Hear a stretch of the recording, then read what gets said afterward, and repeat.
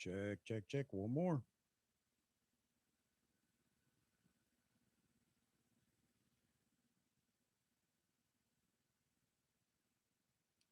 All right. Everything says I have audio. I have no idea why.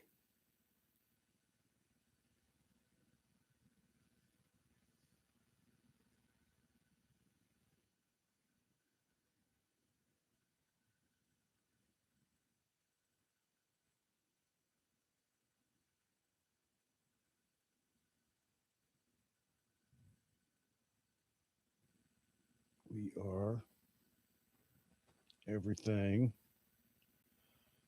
up and running. So I don't know.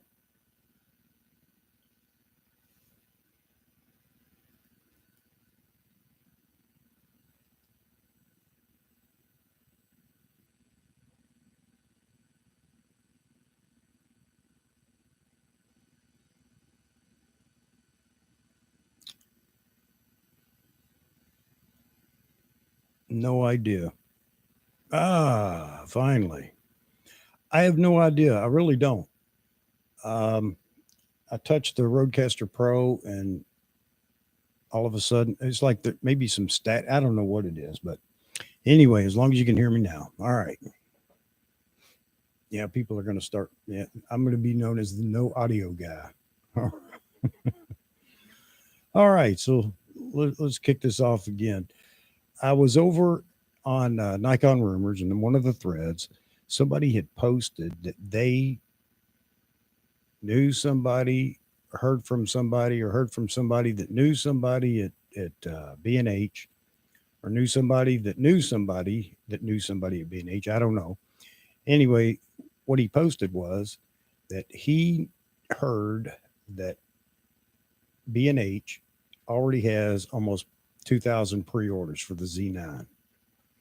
But he said the good news was B&H anticipated it, and they had already ordered or pre-ordered, or whatever they do, ordered 2,000 Z9s right up front in their initial shipment.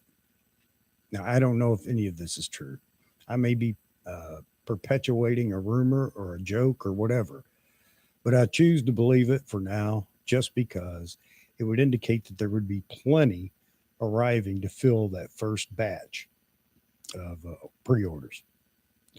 So that tells me that my camera store may have done the same, and they can fulfill all the pre orders that they had. And their pre-order list goes back to March when they decided to put it up because B&H had already put a placeholder up. So it's a waiting list. It's really not a pre-order. So anyway, I don't know that it's true. I choose to believe that it is for now because I can't change anything with the shipping date anyway. And if it is true, we'll know soon enough. And if it isn't, well, no loss. So take it for what it's worth. Jump over there on Nikon Rumors and check that thread out. And I don't know. By now, he may have said that all a big joke, and I was just kidding. But it's just something to throw out there and get the conversation started. All right, so I've been watching a lot of videos for the Z9, and there's a common, not theme, but thought that comes up every time I watch a different video, and it's going back to the video piece of the Z9. Now, I know a lot of people don't care whether it has video or how good it is or how bad it is, and I understand that. But we've seen the last of photocentric cameras. I mean, that happened even in the DSLR range as we closed out the DSLRs, if you will. And I've got a note on that as well. Um, but it is what's selling cameras. And I know I've harped on this enough, but now I think most people can see that the video aspects in a camera are what is selling it today. You're buying the stills photographers buying it for the stills capability, and the stills capabilities are not going to drop in these cameras, the hybrid cameras.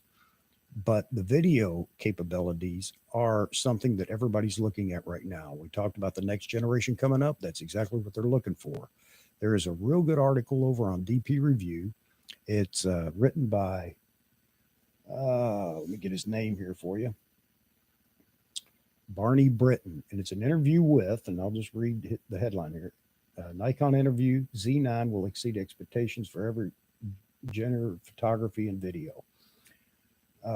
His name is, and I'm going to butcher this, Naoki Murakami. He's, yeah, Murakami, executive fellow and sector manager of the development sector in Nikon's imaging business unit. All right. So anyway, he had lots of comments. He responded to all the questions. Of course, he wasn't giving away any secrets and telling everybody, what's coming and what model and what the specs will be or anything like that. But he does throw out some indicators.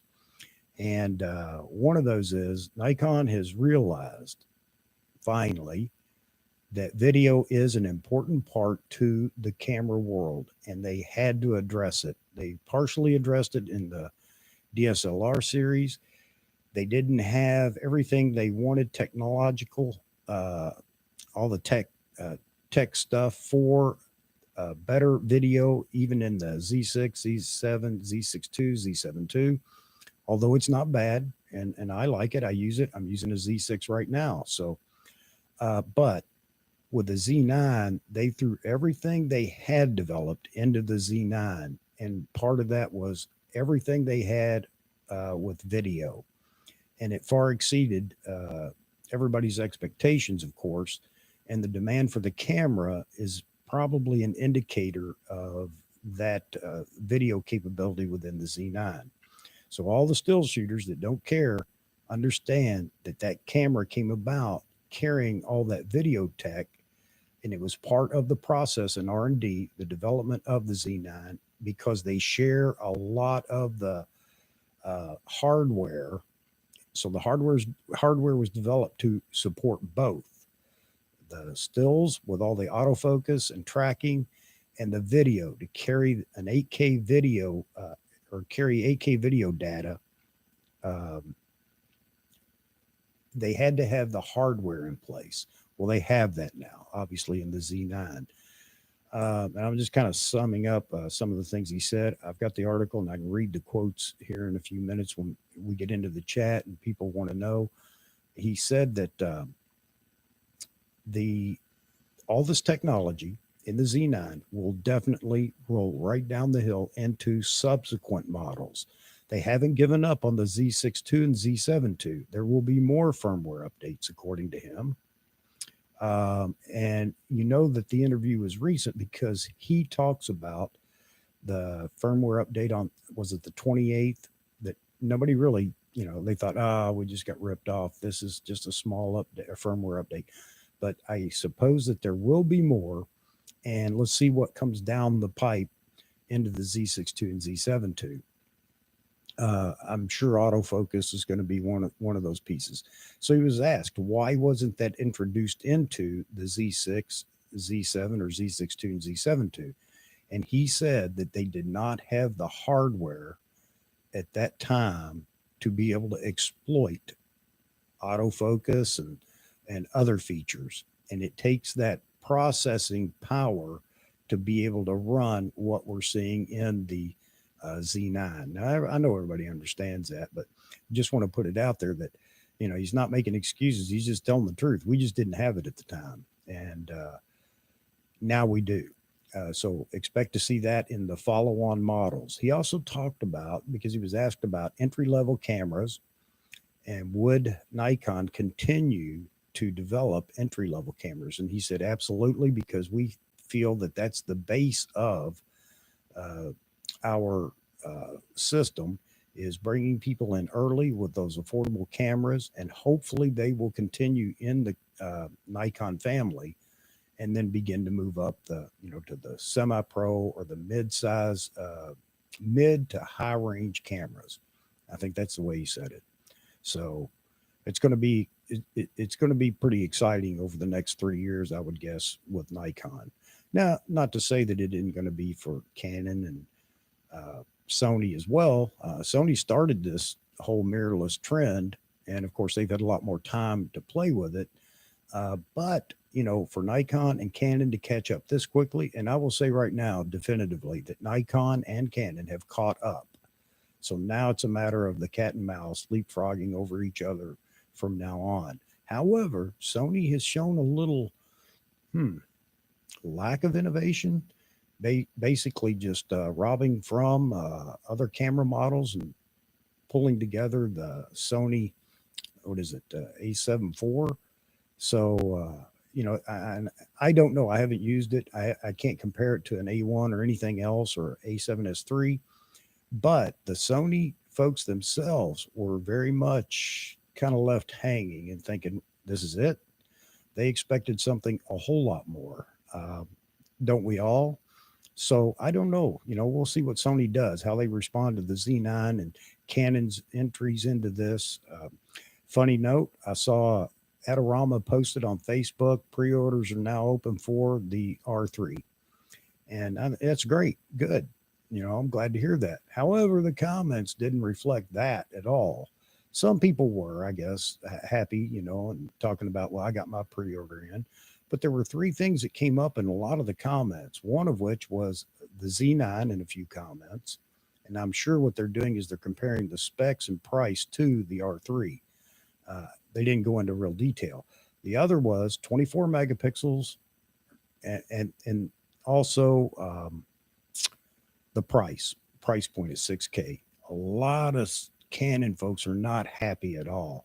So bad time for Nikon to drop the Z9 in Canon's eyes, because it's definitely caused a little grumbling in the masses. So a lot of people in comments said, well, they're going to skip it. They'll wait for the R1. Some, of course, said, I don't need it anyway, yada, yada, yada. But, Nikon's taken its brunt of hate mail when they've announced the next camera and opened the camera up for pre-orders and things like that. The Z6 II and Z7 II were definitely not what we were all expecting. Not that they're not good cameras, but it wasn't what we were expecting. Hence, a lot of people still grumbling in forums about the Z6 II and the Z7 II. All right, so getting that out of the way. The real piece to this, the real focus of this live stream tonight is to talk about the possibility of Nikon maybe developing Cine lenses for the Z line. I'm not talking cinema lenses for commercial production, movie making, and everything else. Not that you can't do that with what I'm talking about, but something that's just particular to the Z mount and Z line of cameras. They would start this off on a very good foot, considering that most of the lenses, the S lenses, well, let's just say most of the Z mount lenses that have been developed are experiencing either none or close to no focus breathing. Big in the video world. I didn't mind it in the stills world. Really, it didn't bother me. It didn't affect me. But in video, it definitely has an effect. When you're pulling focus and you see that lens breathe and you get a different perspective, not perspective, but composition or framing. So yeah, I think that they could start this out and probably turn these out at with a pretty quick turnaround. So I don't know. That's what I want to talk to everybody about tonight. And it doesn't mean we won't get off topic, and that's fine too. And then I'm going to pull away from the video stuff a little bit, because I know everybody doesn't care about the video. But just understand again, that is where the money is now in the hybrid camera market. So every camera that shoots stills and video is a hybrid camera. And a lot of these hybrid cameras are already producing some pretty good content. All right. So sound is now clear. Thanks, Nikon. So you say the diameter of the Z mount appears wide enough for medium format and wider mount than the RF and Sony. Absolutely. It is the largest diameter mount out there right now between those three. No doubt about it. PlayStation hand controllers. Well, that's true. Maybe they had some more buttons over there. And again, I'm not bashing Sony, but I do go along with Sony camera looking a lot like the old Nintendo hand controller. Canon R3 cripple hammer. with CF Express card and SD card. Yeah, and that's actually something that was mentioned a couple of times over on Canon Rumors. Why? And of course, the young guys, they don't know any better. They're just absolute Canon fanboys because they jumped into photography or videography when mirrorless came about, not with the DSLR. And now they know everything there is to know about Canon's history and Nikon's history and everything else. But they were defending that, and some of the old timers were just laughing at them. Like, you have no idea what you're talking about. So yeah, I don't know what the deal was, why they decided to go CF Express and SD card, because the SD card, with the technology that's coming about now, the SD card is not going to be capable of handling all the data that these cameras are producing and will produce. So we know that now, watching Matt Irwin's, the Nikon guy, watching him do the CF card or CF Express card roundup and talking about frame rates, buffer rates, and everything else. And I'm glad he threw in XQD cards because obviously, it's the same format card physically. And he did test the XQD cards, and they did okay. I mean, you're not going to get full capability out of the camera. I doubt you're going to get 8K video with XQD. However, they did okay. So if you're just shooting in a studio or doing landscapes, if you got a bucket full of XQD cards, you're good. You can use them for that. If you want to flip over to 20 frames per second lossless, 45 megapixel lossless, well, raw, you're just not going to see the whole purpose of this camera and the speed that's built into it, which is okay as well. But studio or whatever you're doing that's just stills and it's not burst of 1,000 images, you can still use your XQD cards, which I'm happy about because I've got a dozen or so of them. But if you really want to tap into all the potential of the camera, and that's the 120 frames per second, 11 megabit, or, raw, lossless, and all the other categories of raw, and 20 frames per second without worrying about the buffer, then you're just going to have to go to the more expensive and better spec CF Express cards. And the key here is, I don't know if it's going to matter what card brand, but the key is it has to have a sustainable 1400 megabits write capability. Doesn't matter what the max write is or the max read is. The sustainable frame rate or sustainable megabits has to be 1400 or better. Then you get full potential. So very good demonstration that he did in his review on all the cards, and it's definitely worth watching. So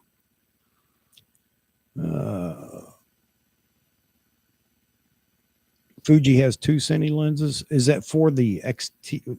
Well, I don't know. Thomas, help me out here. Tell me what. I don't know how Fuji works with their mount. Is there a different mount for DX, or is there are they the same, interchangeable between full frame and DX model? I don't know.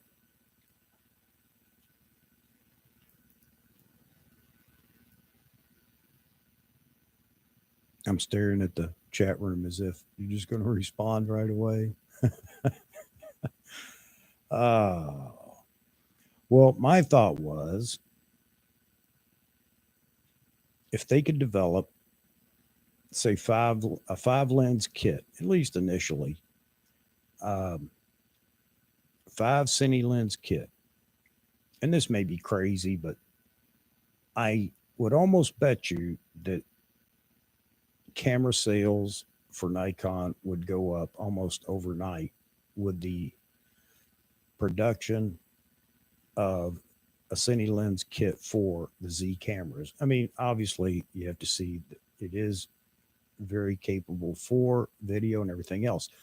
But a 24, a 35, a 50, an 85 millimeter, and a 80 to, now let's say 70 to 120 millimeter zoom. All Cine lenses specifically for the Z mount and the Z system. I have a feeling it would go over extremely well, and I don't think it would take much for Nikon to actually do that.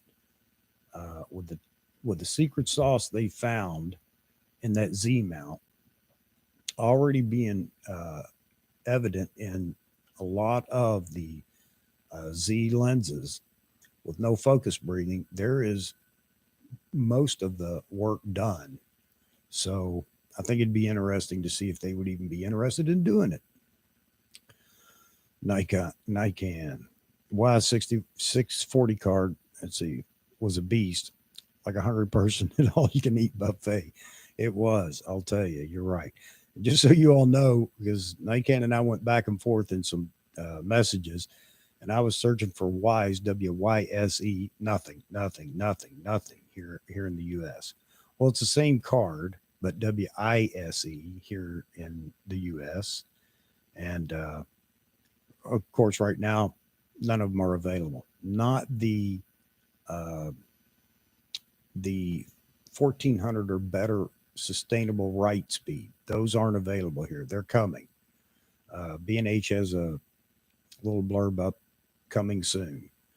So you can't get your hands on them here yet in the U.S. with the U.S. Retailers. And I don't know, Nikon. Did you find them available over there when you found the cards?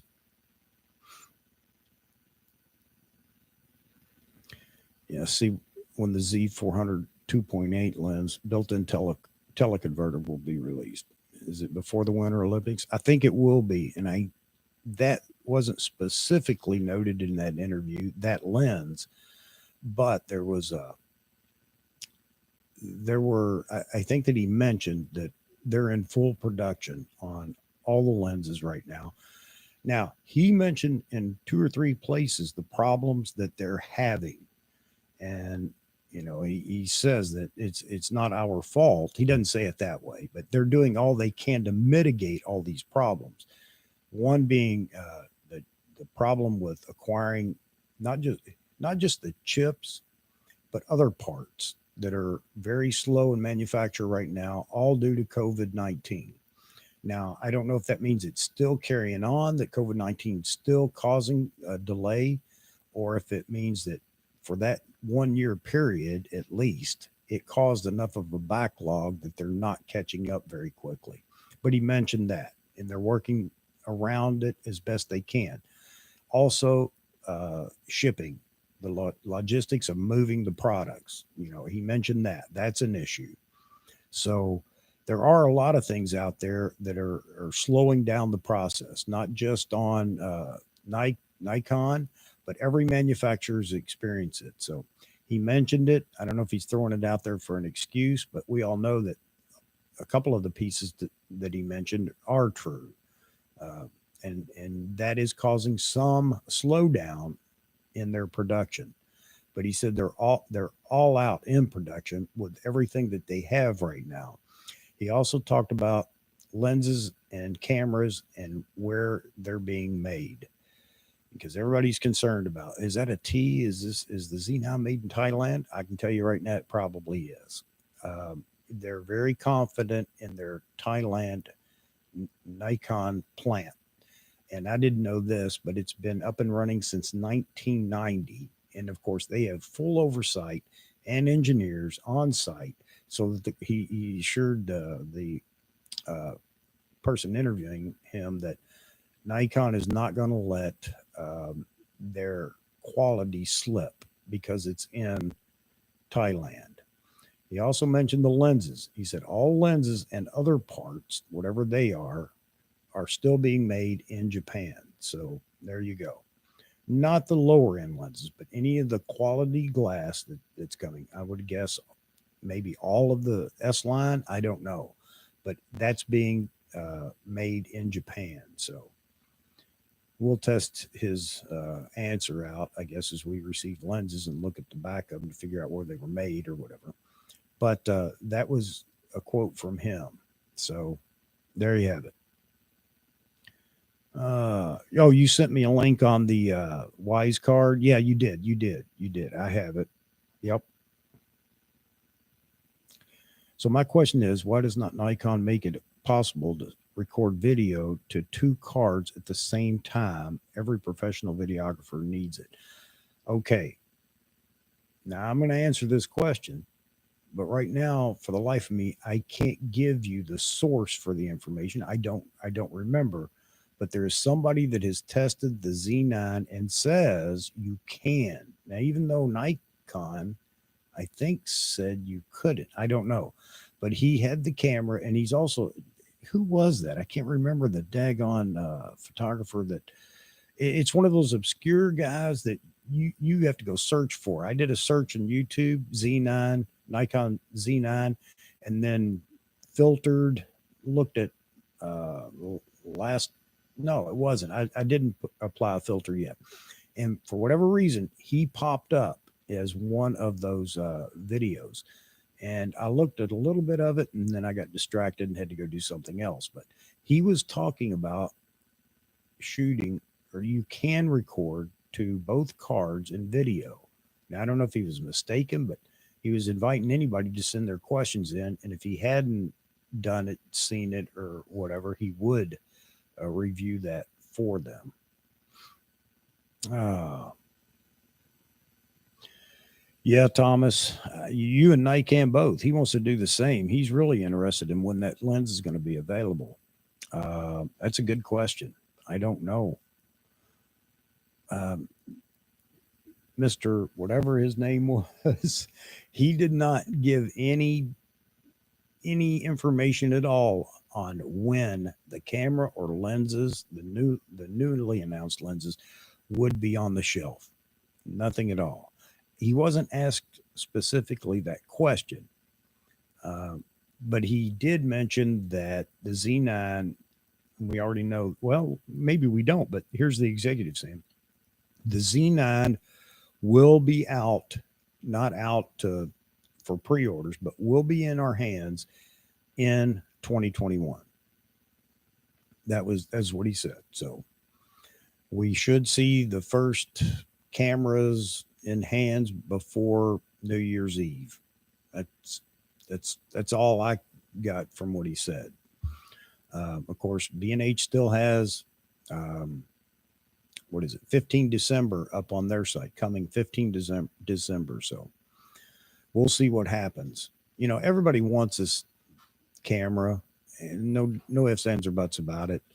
Yeah, I'd like to have it because honestly, I have been waiting on it since March. Good thing I had a lot to do between March and the announcement. Kind of kept me from checking everything every day. But I don't know how many are going to be in that first shipment. If the rumor or the story over on Nikon Rumors by one of the commenters is true, then maybe there will be a whole lot more people happy before Christmas than just a few NPS members. So, and here's something else from another source, just a friend of mine. I hadn't talked to in a while, but he's an NPS member, and he reached out to me to ask me about the Z9, what I thought, blah blah blah, and he mimicked what I had said before, but he wouldn't bet his child on it. That Nikon USA does take orders for the NPS members, the pre-orders for, and those numbers do not count against the numbers that each store will have for retail sale. So I'm going to stick with that. So in other words, if my camera store gets 5 cameras and I'm in the top 5 on the waiting list, I'll get a camera because the other cameras that they will have at the store for NPS members were done through NPS USA or Nikon USA. And out of the Nikon USA allotment, those cameras are distributed out to the retailers that the NPS member had requested to pick, where they had requested to pick up the camera. So there we go. All right. German company Wise makes the CF Express cards, and Angelbird is Austrian made CF Express cards. So I was looking at the Angelbird too, and they don't look bad. I think everybody's going to be a little bit afraid of it for some reason because Rishi said he hadn't tested it yet, or he had to do some further testing. Or I don't know. I can't remember exactly what he said. So I'm sure people are going, "Oh, I can't touch that yet." I don't know what he meant by it. It would be nice if he had clarified it a little bit. But they look okay too. Looking at the specs on them, not all of them. You got to look. Here's the problem with CF Express cards and almost me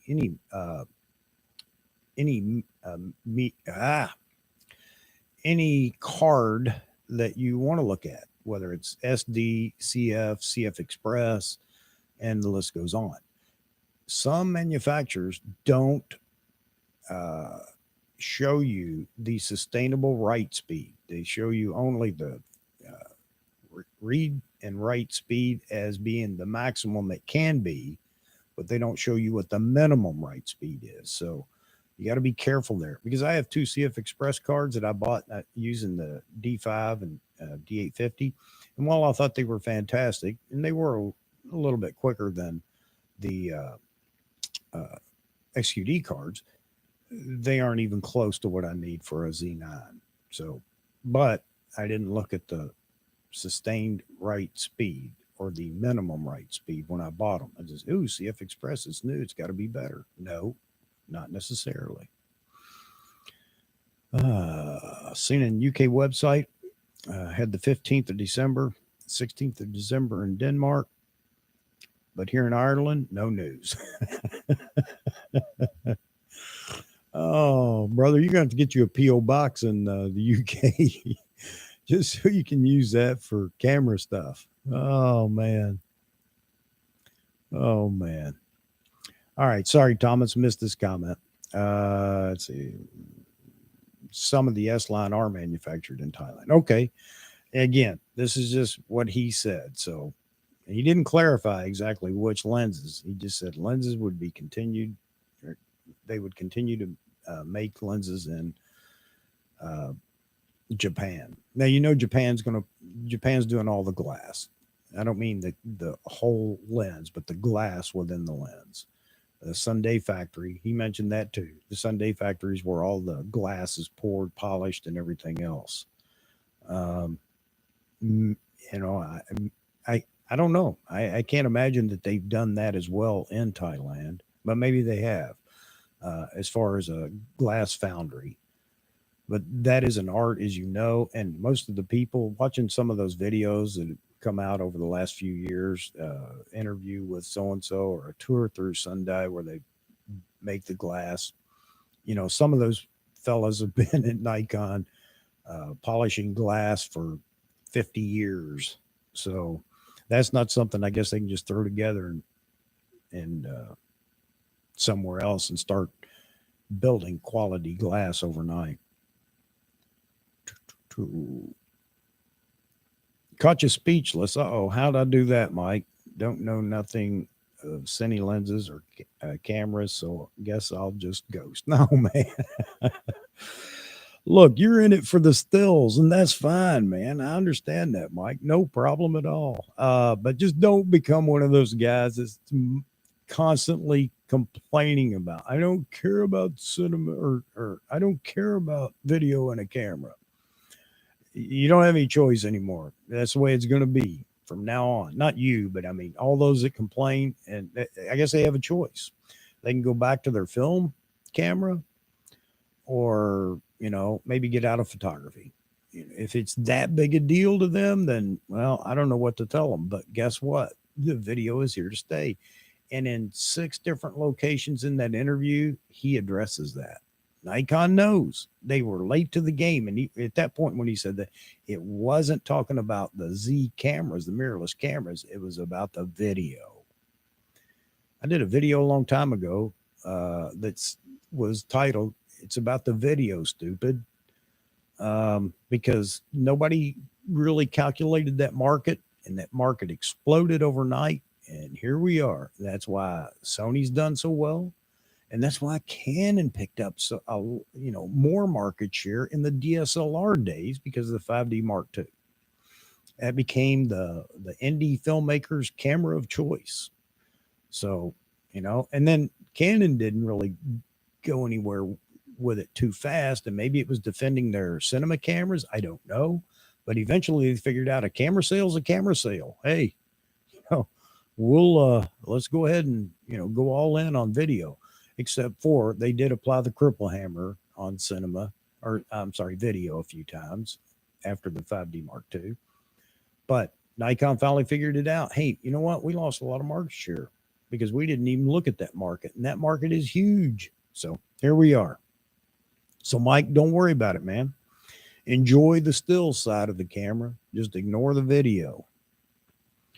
Uh, yeah, it has, and that's been my that's been me on the stump preaching that for a while. That video has helped move cameras, whether you like it or not. It has, and it's here to stay, and it's gonna stay. Okay, in my opinion, Nikon made a mistake as soon as they released their firmware update. 1.30 did not, yeah, it didn't add anything anybody wanted really.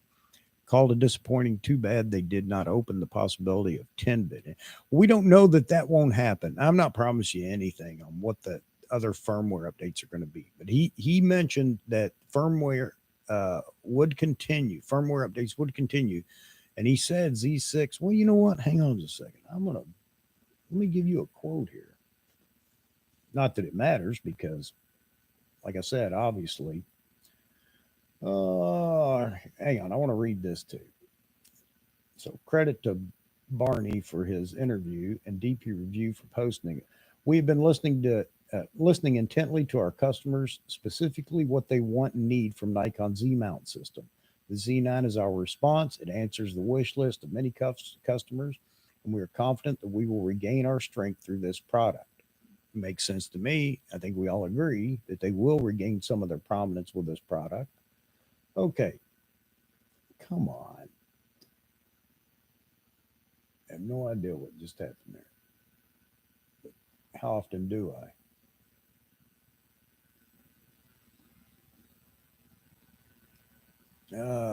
Okay. And further enhancements to the product lineup. That's coming.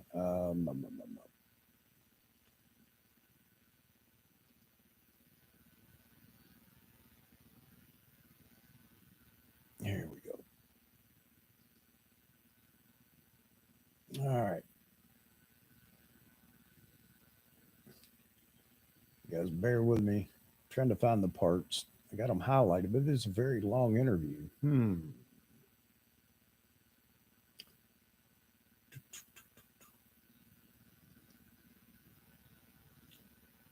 Okay. So he was asked about has Nikon effectively exited the entry-level ILC market? No, Nikon has not exited the entry-level ILC market. I mentioned this a minute ago, so I just thought I'd throw it in here since it just came up. The aim moving forward is to concentrate on mirrorless full-frame middle to high-end models. But in order to broaden the base of users, we believe that the DX entry-level model is also important. We believe in the importance of models that have strong video function while being more affordable. And we're also considering stylish and design-oriented products such as the ZFC that obviously was a hit with the fans. Are Z9's video features aimed at the existing sports photojournalist users, or does Nikon hope to capture an additional audience of filmmakers? So let's see what he has to say. Z9 offers the most advanced video features in Nikon's history, unmatched by anything in its class, and is perfect for a wide range of users. Absolutely. We all agree. Scrolling. All right. With its speed, various frame rates and resolutions, and robust build, it's an attractive model for not only sports and journalists, photographers, but also for filmmakers, event photography, and productions on any scale. and that is true with the ability to shoot 8K raw. See, video needs are increasing in journalism and sports. Video specs are also required in the fields of fashion and advertising, and we believe that we can reach such users through the Z9. That's just the start, obviously. So, rolling out the uh, mid upper level uh, in the next generation, whatever body, not the full frame or full body. It's a model that firmly responds to video needs. Yeah, we got all that. We don't need all the specs again. 3D tracking has been extremely a popular AF feature, and in response to strong customer requests, Z9 is the first mirrorless camera that can be equipped with 3D tracking function. What else do we?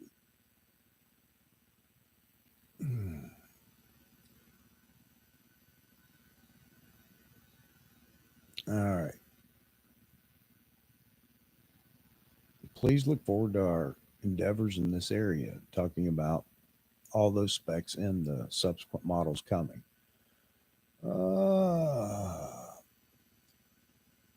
Yeah, got that.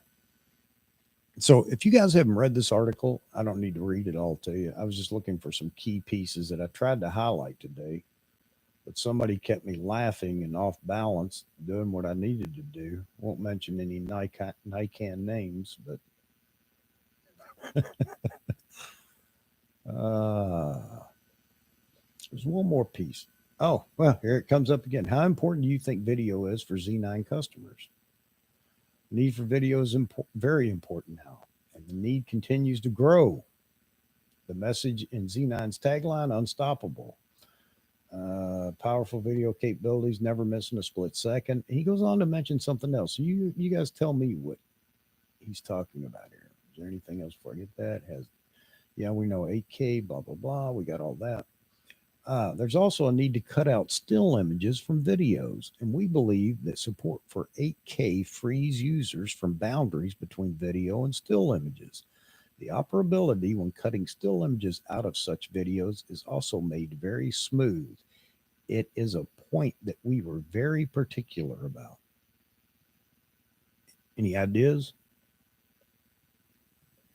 I mean, everybody's tried to do that since the beginning of video and all these cameras. And typically, the frame rate and everything else has a lot to do with what you get. Motion blur, this, that, whatever. But that's interesting. It'd be interesting to see what we can do with the Z9.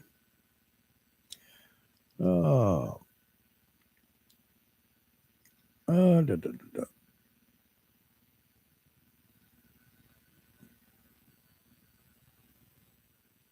Yeah, seen that major agencies want staff to use video and GPS to mark their intellectual property at events. Yep. We haven't talked a lot about, nobody's talked a lot about the GPS. And I really don't think that there's a whole lot to talk about, but, it hasn't been reassuring that it's even there. Uh, I believe they were late because they were being very successful with the D850. Oh, absolutely. Probably the best uh, full frame or, yeah, camera DSLR ever made. No doubt about it. Um, but I honestly believe that they just didn't put any effort towards this initially. I really believe that. They didn't respond at all to Sony and what Sony was doing at all. They never responded to anything like that. I don't know that Canon did either, and I understand that they're not going to come out and say, "Hey, we're going to copy that or we're going to do that," whatever they're doing or whatever. But I don't think that they really put a lot of R&D into it. It's just me and a gut feeling. I don't think that they started seriously looking at the mirrorless system and video and everything else until they started or were in development of the D6. I think that's the moment they realized we're wasting our time. And I think that's why the D6 maybe they didn't have the technology that would work in a DSLR that they knew about for a mirrorless. So the D6 came out and, didn't wow anybody. Yeah, I mean, the tracking on its, he goes on to mention that the tracking and image quality and everything else in the Z9 is far better than the D6. So I think that's when they realize, we missed the boat and we got to get with it. So yeah, the D850 was a great success. It probably lulled them into a bit of a sleep, and everybody else was out working. Okay, let me see. I wish I knew your name. I can't pronounce that because I can't even read it. But if you'll just drop a comment that I can pronounce, so I'll read your comment. Plus, it's a shame they didn't upgrade the focus software that can work better, especially with a dual processor XP 6. Now, good, well, a good point to make, but I don't think that you're going to see the same, even close to the same AF and AF tracking and come to the Z6 and Z7 in a firmware update. Yes, there will be an improvement. How much, I don't know. But it's very clear that the stacked sensor and the uh, dual, not dual processor, but I just keep calling it pipes, dual lane for data, and the processor itself in the Z9 are why it can do what it can do. Now, how much of that can you take and place in the Z6 and Z7 even though it has a dual XP 6 processor? Nikon had said that the XP 7 processor was 10 times uh, more powerful and processing power than the XP 6.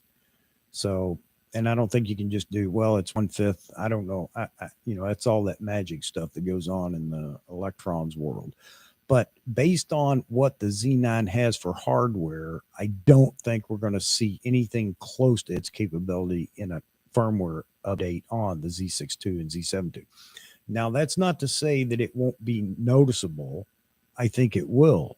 I think it will improve it significantly, but it's going to fall short of anything that comes out now. I think that same technology is going to roll right over into a smaller body, semi-pro camera, D850 look-alike, if you will, in the mirrorless world, in the Z system. I think it will have some significant capabilities, but I don't think even that will have everything that the Z9 has in it. And the reason I say this, I could be completely wrong, but the reason I say this is because the Z9 is a full body vertical grip camera that makes a big difference in the heat dissipation, unless they find something else that works in a smaller body. So my prediction, don't want anybody to get mad at me, but that's the way I see it right now. I'm looking forward to the firmware update for the Z6 and it's not bad now, but everybody wants to be on par with the Canon R5, R6, and the Sony A7 series. I think that it'll come close to that with the upgrade or the firmware update, but the bodies from here on out will definitely be significantly better, on par with or exceeding Sony and Canon. So that's just my piece on it.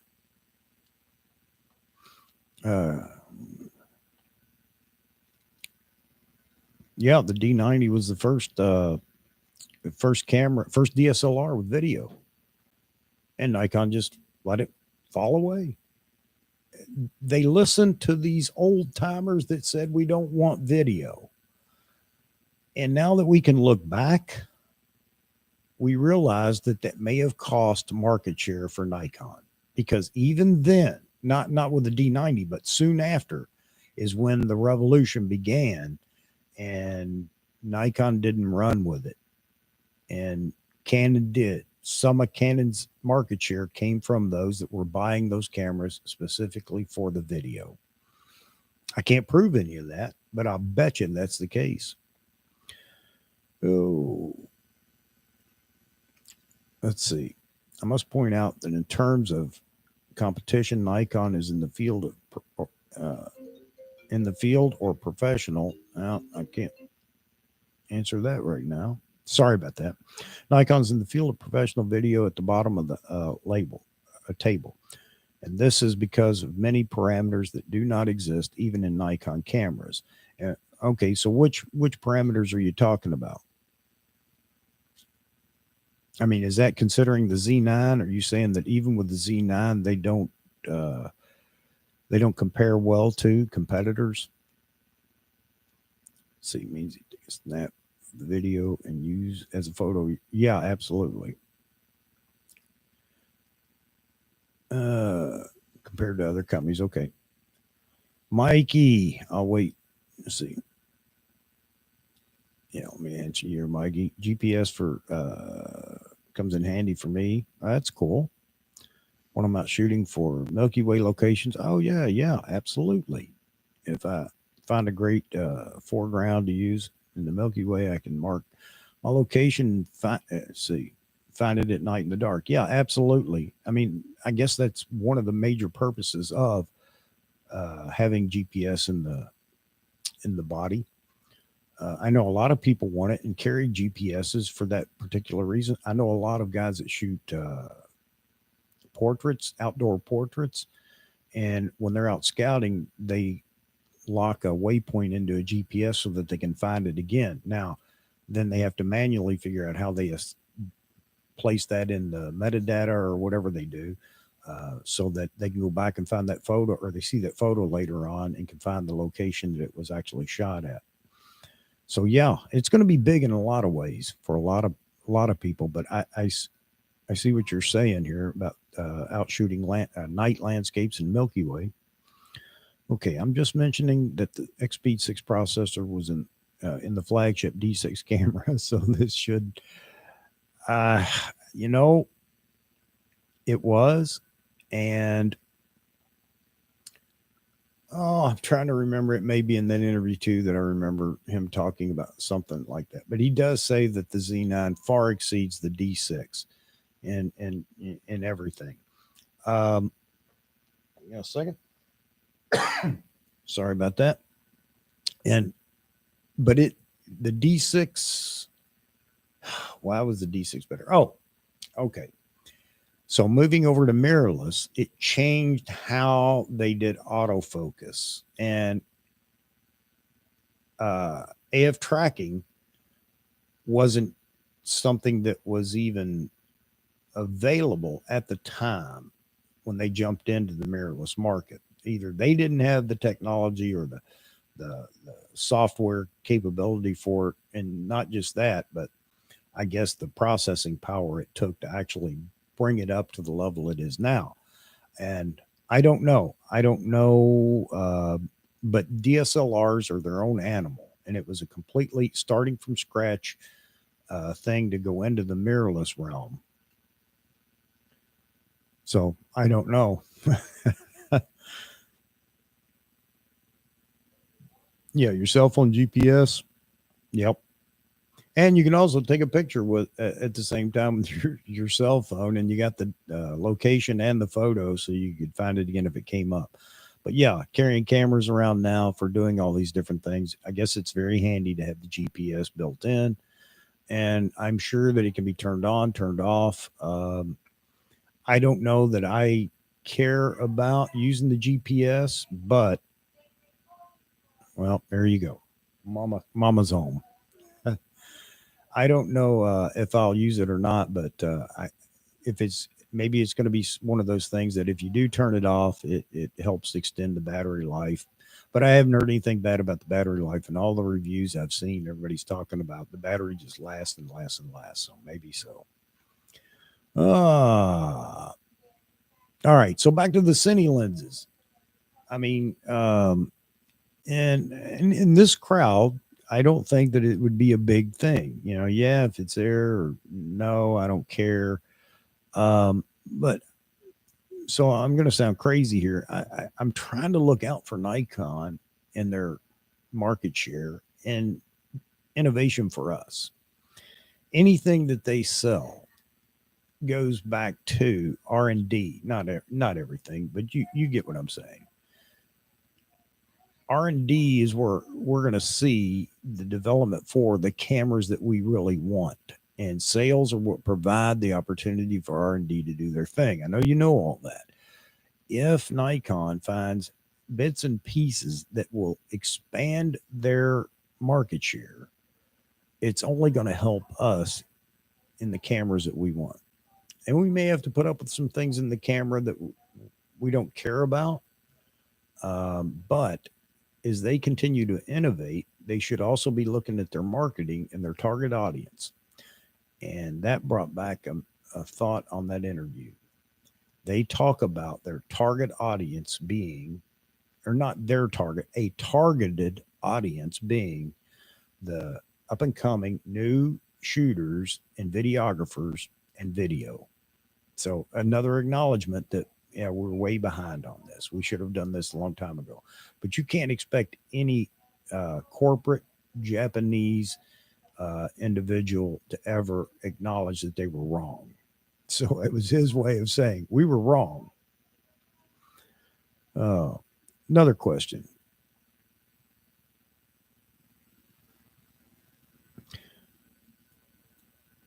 That came up in the interview as well. Uh, I don't know, but they talked about the fully articulating screen and then the screen that they decided on, the pivoting screen, and decided that they wanted to go that route rather than the flippy screen, if you will. Doesn't mean it won't come, and he didn't rule it out. But in the flagship, they did not want to use a fully articulated screen. And I agree with that 100%. And now, my opinion, what I want doesn't matter. Nikon's going to do what they do. But now this is one of those cases where it's not like video. I don't have to use the video in the camera, but I have to use the physical camera itself. And I don't want a flippy screen. And I'll tell you why. I'm not worried about the longevity of it, the build quality, the problems with breaking, or any of that. I don't want to have to pull a screen out to the side of the camera just so I can turn it up and sit the camera on the ground to take a photo. When I need to have the camera low, if I could just flip the screen up, that's fine. That's what I want. I don't like the flippy screen because, weirdo me, it's not in line with the lens. And when you're composing a shot, because I had a Nikon D5000 a long time ago, and I liked it to sit it on the ground and take a couple of photos, low angle, some of the events I was doing. That's fantastic. But walking around with that screen flipped out to the side, for whatever reason, bothered me. I didn't like it. Doesn't mean it's not useful for everyone. I just didn't like it. I would prefer, I'm not going to convince Nikon one way or the other, but I would prefer that they stick with what they have right now. However, he acknowledged that was a consideration, and I would bet you're going to see it in some cameras that are coming out here in the near future.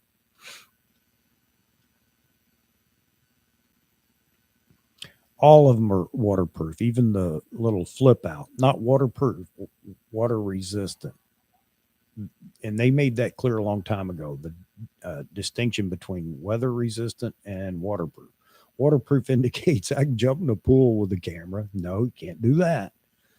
But it stands up to all weather conditions, heavy rain and everything else. So submersion is not one of those. All right. It will. You're going to see it. It's going to come out in a subsequent model here. No ifs, ands, or buts about it.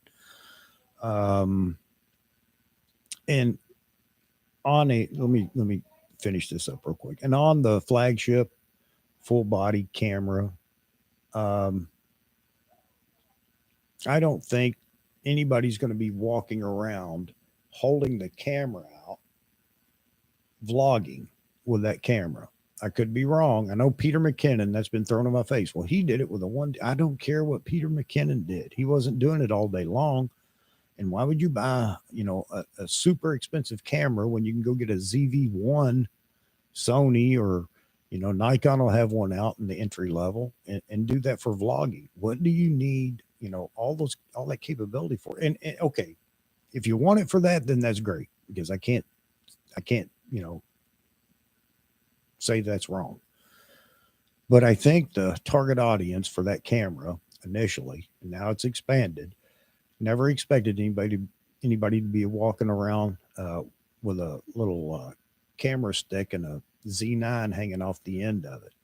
And I'm not trying to be funny, but I just don't believe it was ever something necessary for that camera. If it comes out in other cameras, that may be the case. And I heard Peter Gregg arguing that when he's doing portraits, he likes to be able to see when he's framing the person, and he can talk to the I have no idea what he's talking about. I'm usually behind the camera if I'm taking a portrait. I'm definitely not standing over next to him trying to pose him and then take the portrait, but whatever. And I don't think he could see the screen from 15 feet away. I couldn't. All right, enough of that. I hope I answered your question, but yeah.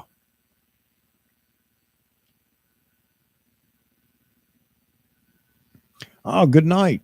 You never did drop a name. I want a name so I can address you by something. Oh,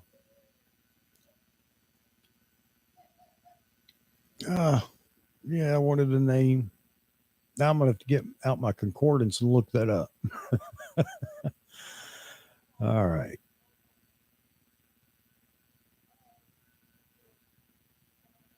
Z9S, Z10, Z9 Mark II. I don't know. I was thinking about that today, man. You're reading my mind. I have no idea what the convention will be. I was thinking, man, if I was there, I would say I would have called this the um, what was I going to say? ZD1, the flagship. And then I would have followed their other numbering convention. I'd had a ZD 500, or no, a ZC 500, denoting crop sensor, and a ZD 800 or 700. Ah, that would have been nostalgic. And then go up from there. That'd have been kind of cool. Ah, Gabriel. Okay. Now I have a name. Sorry about that. But I looked down and I see your comments, and I thought, yeah, I don't even know how to address him to say, hey, look, yeah, let's talk about that. I hope you enjoyed it, and you definitely need to come back, man. Good questions or good comments, and I hope I won't be argumentative, but I'm sorry, I'm very opinionated, but yeah, good comments. Appreciate it. You have a good evening or morning. He's kind of in your time zone ish there, Nican.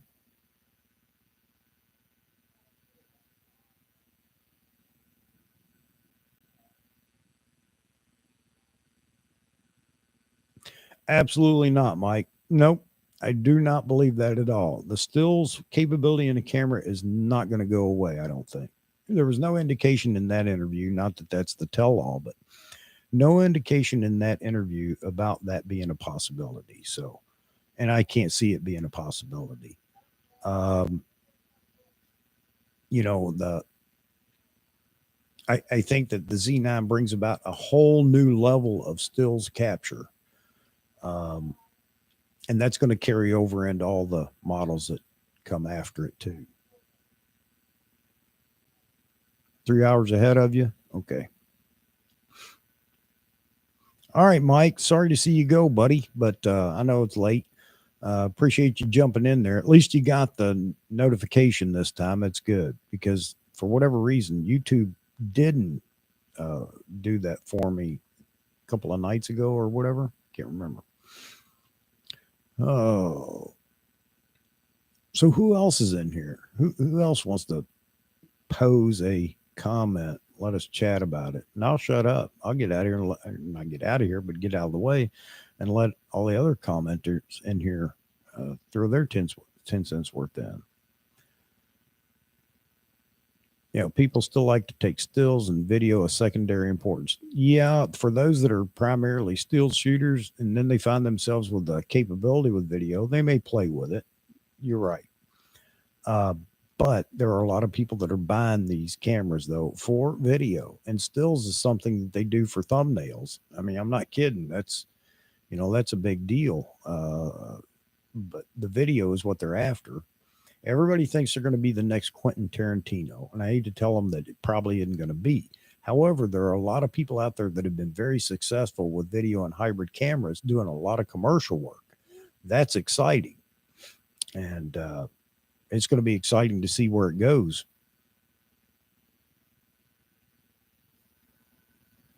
So it has 8K now, de facto standard for professional and 4K ordinary usage. No, not at all. Not at all, Nikon. Um, 8K 8K is new on the scene.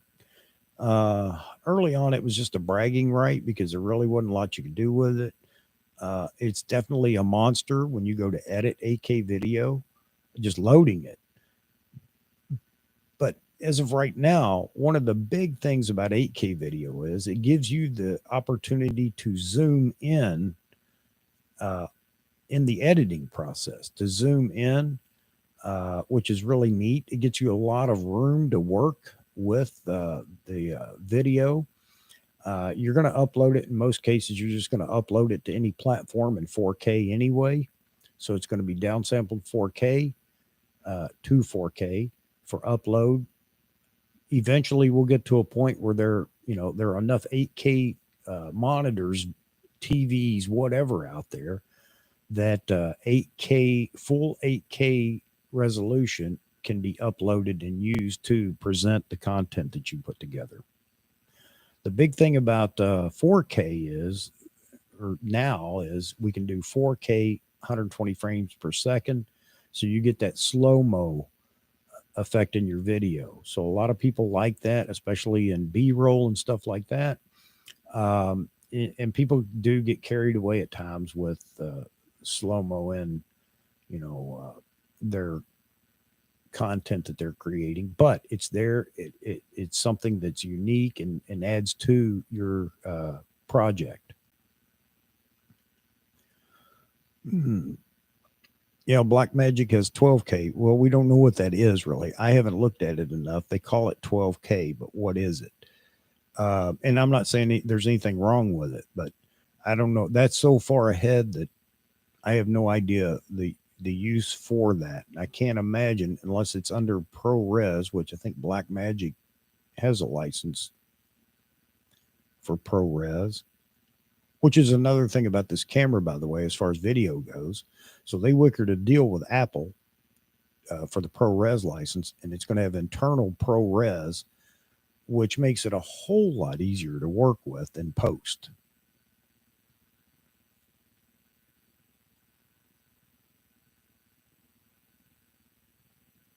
Yes, great video and still photography, the perfect hybrid. That's why they say this is a defining moment in the mirrorless system. Nikon saying that, but some of the reviewers are starting to go along with that, as I've heard.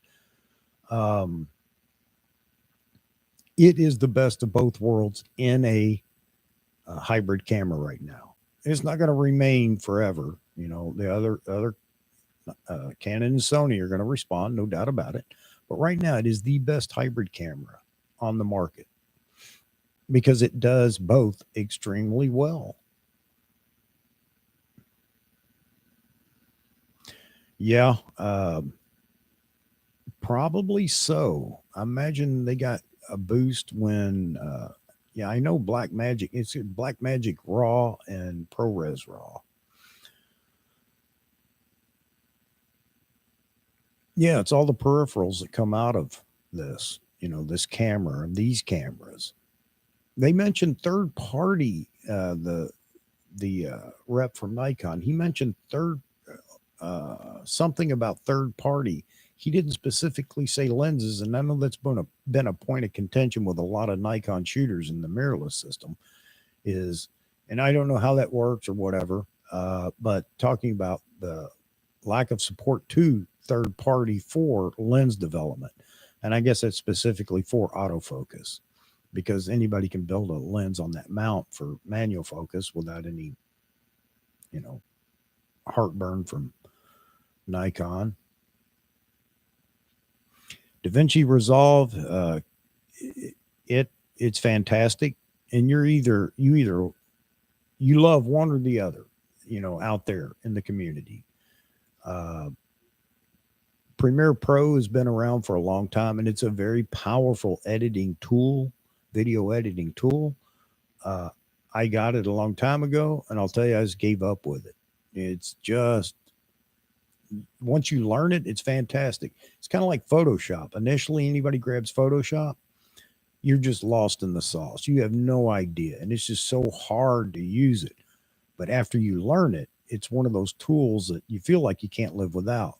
But other companies are beginning to take away some of the, you know, Photoshop users.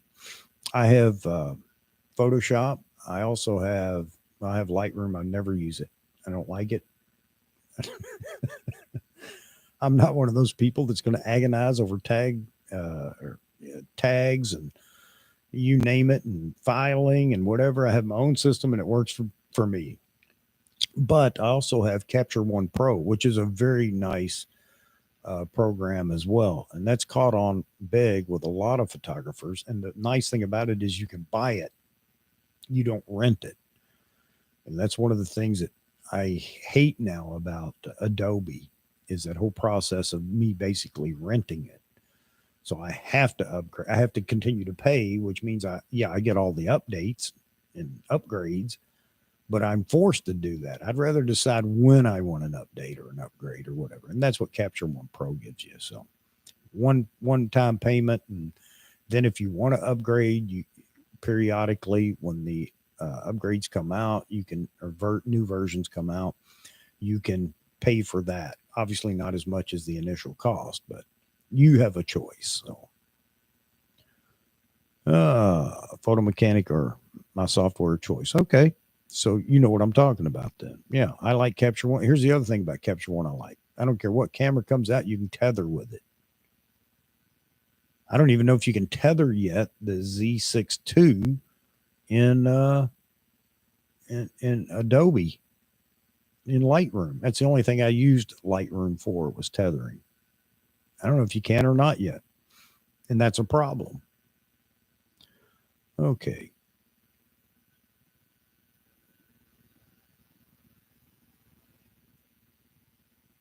What point does digital video shot from a DSLR can't compete with a full-blown cinema camera?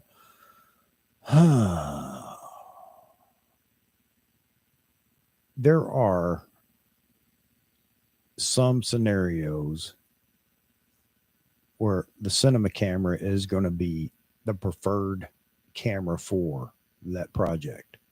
However, the hybrid cameras are closing the gap pretty quick. The other thing that cinema cameras bring about is all the external peripherals that you can connect to it. And when I say that, I'm talking about SDI inputs instead of full HDMI. And SDI doesn't have to be just video. They either have full or mini. Audio. Well, it escapes me right now. Of course it does, because it escapes my live streams in the beginning. But there are some conveniences with the cinema camera that you can't put in, physical conveniences you can't put into the hybrid camera. Canon sort of did it with the C70. So it has some of that architecture that allows you those peripherals, BNC connections and things like that. So there are reasons, but it's, I guess I could equate it to taking photos with let's just use DSLRs for a minute, a D850 and a D3000. Now, obviously, completely different cameras. Obviously, the D850 is better, sensor, everything else. But if all conditions are the same and they're right, it supports being able to shoot with the D3000. One of the conveniences of the D850 is having all those buttons, exterior, and things like that. So everything you do, you don't have to go into a menu and hunt for it. And that's kind of a similarity between the hybrid and the full-on cinema cameras. Yeah. Hey, how you doing? Uh, I we're so far off track, but I mean, Mike's asked a good question talking about what's the difference or what's the quality difference. It can be almost nothing at times, Mike, between a hybrid and a cinema camera. But they offer other things like built-in uh, filters, and I mean, there are some reasons for if you're specifically doing nothing but video work. I'm not talking about just shooting the kids, but video work where you're actually receiving payment for it. Then the cinema cameras are the way to go. They're not cheap, obviously, but they're some of those have come down in price as well. And used cinema cameras have really come down in price. Canon's older versions of the C300, C100, C200, they've come down in price. So they're still great cameras. So anyway, there are some differences, but again, we're talking about people that want the ability to have both, and the hybrid camera gives you that, and also the hybrid cameras give you the ability to mount to uh, all these aerial platforms that are available now because they're light enough that they can fly those cameras. And you saw that in a couple of the videos showing the capability of the Z9. So yeah, it's there are differences, but there's great content being made with hybrid cameras already. And that's enough for people to say it's cheap enough. It doesn't cost me an arm and a leg. It's easy to use. Um, and it's worth it for what I'm producing. The cost is not so prohibitive. Yeah, the other thing with cinema cameras is they don't come with lenses, just like the mirrorless systems and whatever. And those lenses aren't cheap. However, with Canon, you can use regular, I guess, F mount lenses with those cameras. They're cinema cameras, and a lot of people do. But they make a whole line of just Cine lenses, not just Canon, but others as well. And those lenses, they can become outrageously priced. All right. Sorry about that. TMIDD, dimmed. Okay. Yeah. Especially with the specs coming out with these mirrorless cameras. Yeah, absolutely. Absolutely. I'd love a cinema lens, especially for my content I like creating. All right. So you're in here for the reason for this live stream. And I'm not taking away from all the other people that are in here. But yes. So what do you think about Nikon producing a Z line, maybe a little 5 lens beginner Z line, 24, 35, 50, 85, and say a 70 to 120 Cine lens, 70 to 120 zoom Cine lens. They're halfway there now because they've eliminated focus breathing in a lot of the primes they have right now.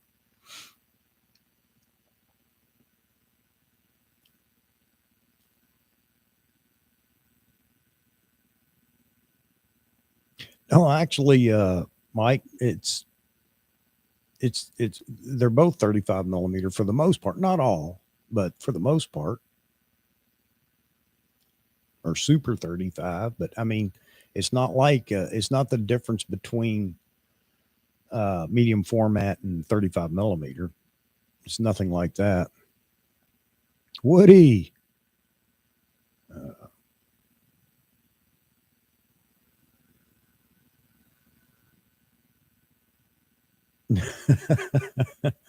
not the culling, yeah.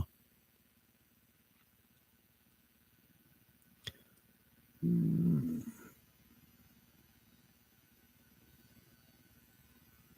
yeah, you're absolutely right. T stops and not F stops.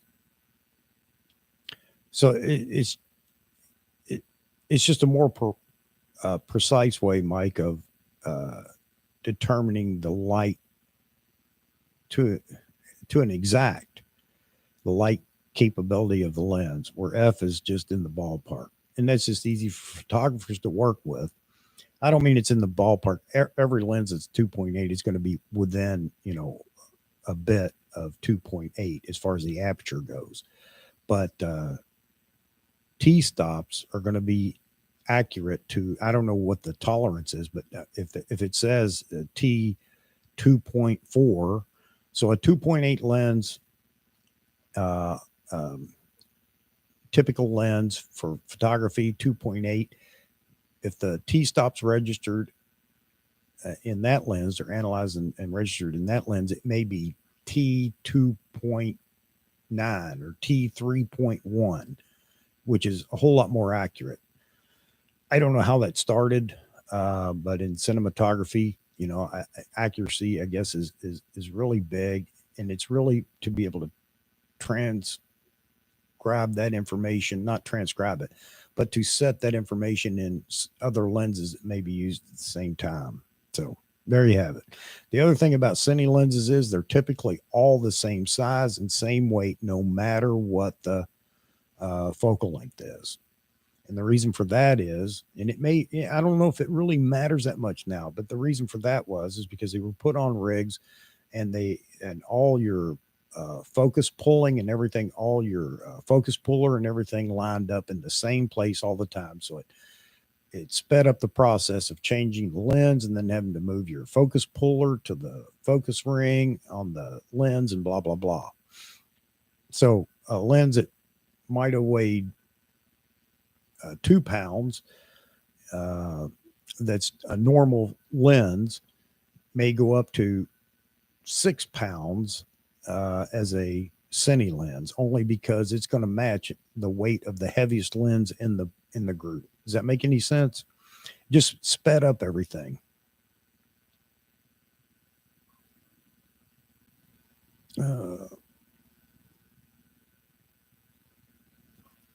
I hope I answered your question there, Woody. And I'm no expert by any stretch of the imagination, but now it doesn't mean that Cine lenses have to be on that level of every one of them is the same size and weight. But definitely in the big league, if you will, the expensive Cine lenses are all that way. And a lot of times they're in packages of X number of lenses in that package. I know you go rent one or just go price one. Price a RE lens. Woo, wow. They can be out of sight. You're going to laugh, but you could be talking about $120,000 lens at the 100 millimeter focal length or whatever. They're not cheap. But I think that what Nikon could do is build them a whole lot cheaper. And again, not for the general populace of cinematographers out here shooting on other platforms, although I guess that's the other nice thing is Nikon could adapt to any other brand, where any other brand can't necessarily adapt to Nikon. So you have an opportunity there if you're the first to do it with a reasonably priced set of or individual priced Cine lens, for others to say, well, I got to have it, especially if it's good. And the big thing everybody's looking for, at least right off the bat, is there any focus breathing? Big deal in video. I'll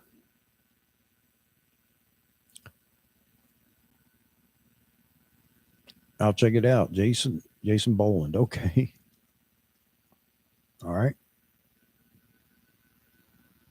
Transpose the information. Thank you very much, Nikon. You got it. That's it. Well, I don't know if I explained it very well, Mike. I explained it in Kentucky terms. Trying to take physics and talk about it in Kentuckian. Okay. Marks on the lens by gaffer tape. Yeah. And that's another thing about Cine lenses is the external markings on them are very prominent, easy to read. Yeah, Ari, Woo is right. Hey, even Canon has a serious lineup too. Um, and a lot of people say, well, it can't be worth that much. I don't know, but they get used a lot um, on all the big movies. Now, that's something that we could talk about for just a second too. Is not only are cinema cameras being used in a lot of these productions, they're using hybrid cameras too for some of the things that they're doing, and it's integrated into the in post. Now, one of the big things that you'll hear uh, videographers talk about all the time is having different camera bodies and shooting video on different bodies, and the color science doesn't match, and they have problems in post trying to match those different clips. Um, that's going to be interesting to see what Nikon does down the road with their video. If Nikon's color science is pretty not pretty good. It's um, you don't see a lot of color shift or anything between bodies. I mean, if they're all set up the same way. So that's a big deal when it comes to videography too. Uh, Sigma makes sense. Yeah, they do. Uh, yeah, Ari and Zeiss and Canon, and there's some other names that aren't common names because they don't have a camera line. They just make lenses, cinema lenses. But you're getting into real big money there. The Sigma aren't autofocus, which are another good point too. Is I don't know that Ari or anybody makes autofocus lenses. I don't think they do. They're all pull focus lenses, meaning manual focus. But this is an opportunity for Nikon with their new technology, and they've done so well with these Z lenses. Being silent, that's fantastic. And having the ability to autofocus or switch to manual and pull focus, I think that's great because not everybody wants to pull focus for everything that they're making. Although there are some, there are pros and cons to both pulling focus or autofocus. Uh, is that the guy that was showing his pack out, Jason Boland?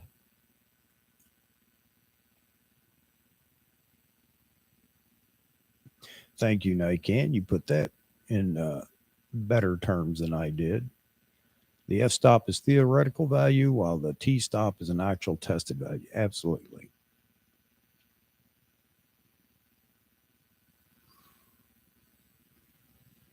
Yeah, there have been a few shows out there that have been shot on uh, hybrid or DSLR even.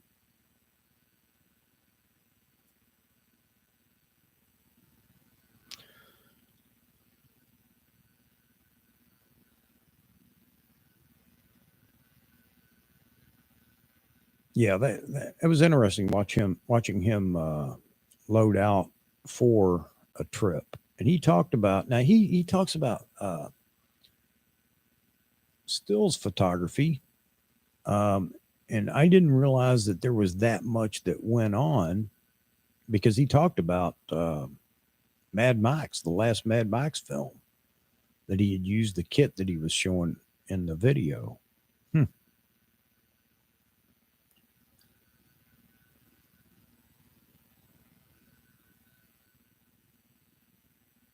Huh. That's great, Timmed. I'm just gonna say Timmed, TMIDD. Take no offense, sir. I missed a lot of the Z9 stuff. Been off social media for 4 days. Oh, okay, okay. Um, I don't know that you missed a lot. However, there are a few key videos that have come out recently. Matt, not Matt Irwin, Matt Granger. I said Irwin earlier. Matt Granger did a video testing CF Express cards. That's real interesting for anybody that's going to get the Z9 or just good general knowledge overall. And he points out what you must get in a CF Express card, no matter the brand, to get full potential with the Z9. So that was real interesting. Yeah, I gotta see that because obviously this guy's big time. I was impressed with his kit loading out to go to the next gig.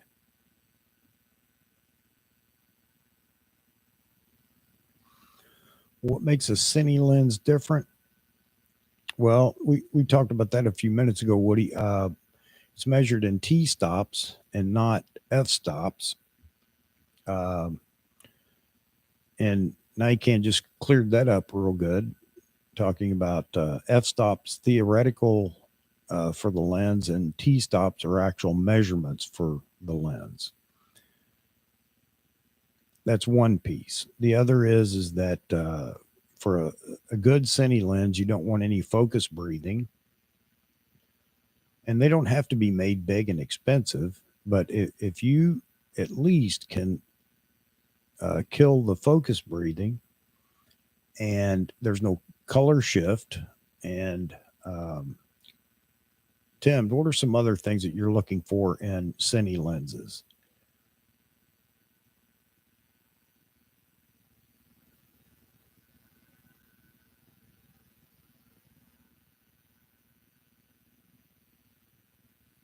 You're not boring everyone.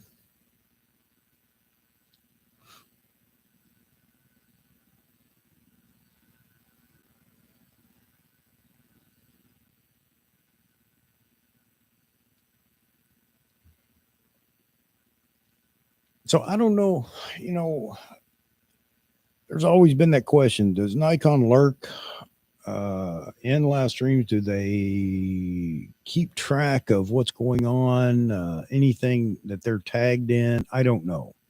I have a feeling that they do from time to time, but uh,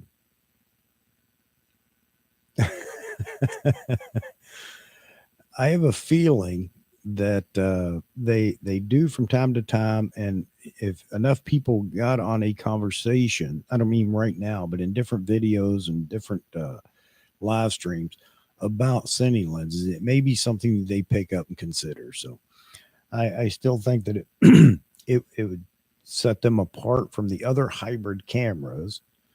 Not again, Canon has their own line of cine lenses, and any lens will work, but there's just something about saying, I have a cine lens for my system, and it's a great marketing tool. And you may capture some folks that have just jumped into other brands, and maybe they jumped to Nikon for that reason, or maybe they start in Nikon for that reason.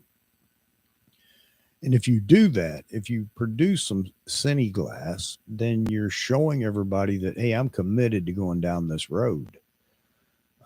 So hopefully Nikon will do the right thing. Maybe it isn't. I don't know.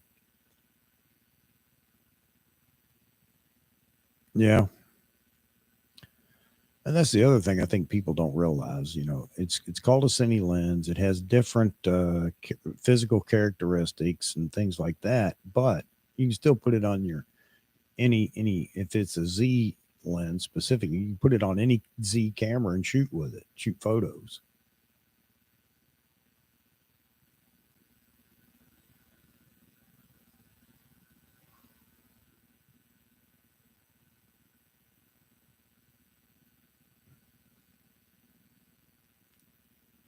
All right.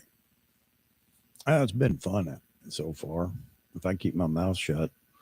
Still going to do the Zoom thing here, fellas. I think it's so much better to have a couple people talking and let everybody chime in. Maybe we can act like some of these other big talking heads and just ignore the comments and just chat amongst ourselves. That's aggravating sometimes watching those.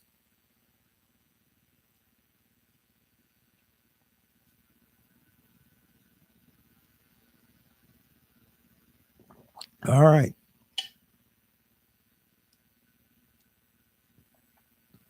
But again, I'll encourage everybody, if you haven't read it, jump over there on DP Reviews. Worth a read. See the interview. with Mr. Nikon.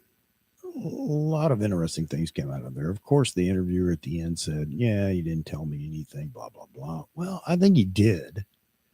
I wasn't expecting you to say, "Well, look, we're three quarters uh, uh, through development of the Z8, and it's going to be a fantastic camera. Here's what's in it."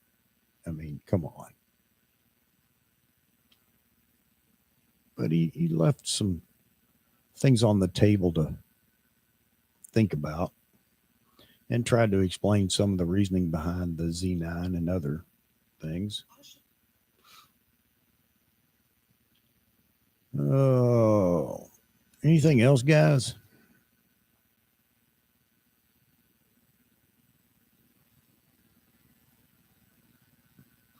Oh, yeah, Nikon was like IBM, felt they were untouchable. Well, maybe Kodak felt that way too, but you're absolutely right. I think that's very accurate too. I think they felt like they were untouchable, or they were content and took their eye off the ball, and then it came back to bite them in the butt.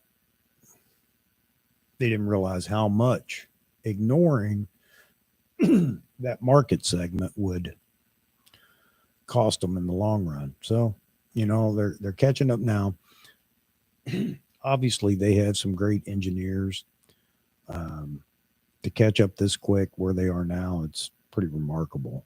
And I don't think they're going to let it slip anytime soon, at least for now. Let's see how many photographers out and clearly jump ship to Canon or Sony just for the video. It's hard to say, Mike. Now, I will say Nikon was pretty stills centric. I mean, the shooters. And maybe the reason for that is there wasn't enough video to really jump into and say, I'm going down this road too. However, what you say may be accurate in that some people saw the video coming up and wanted to get involved and realized they couldn't do it with Nikon, or at least they thought they couldn't, and decided to jump off into other camera systems. No doubt some did. No doubt about that. I don't think any still shooter. I shouldn't say that. There were probably some, and probably some in Canon that did the same thing, and so on and so forth. But for the most part, still shooters weren't going to abandon Nikon or Canon. However, when the mirrorless came on board, that really became an issue with the autofocus and everything else. So,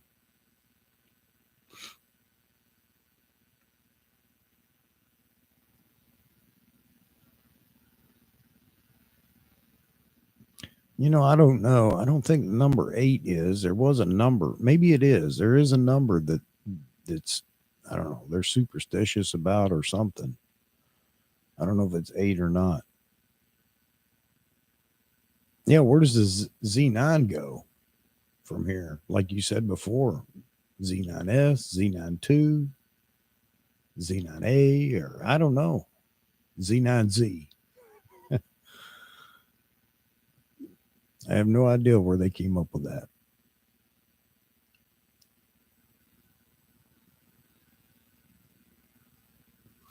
All right.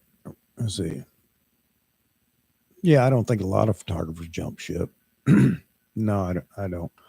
Um, there were some that were getting antsy though with the autofocus and autofocus tracking. That the competitors had that was definitely better, and some of them did it because they're stupid and listen to influencers, which is another reason I hate influencers. All right, Jose. See, interesting that Nikon introduced a lot of technologies and did put them forward. Let's see, D90 first video DSLR, Nikon V1 J1. Yeah, those were neat little cameras, but everybody picked on it, and that was it. Face recognition, the 800. Yep, but they just didn't carry it completely through. I don't know. I don't know why. I think they're wondering that now too. Z900. I don't know. I have no idea where they go from Z9. I don't know.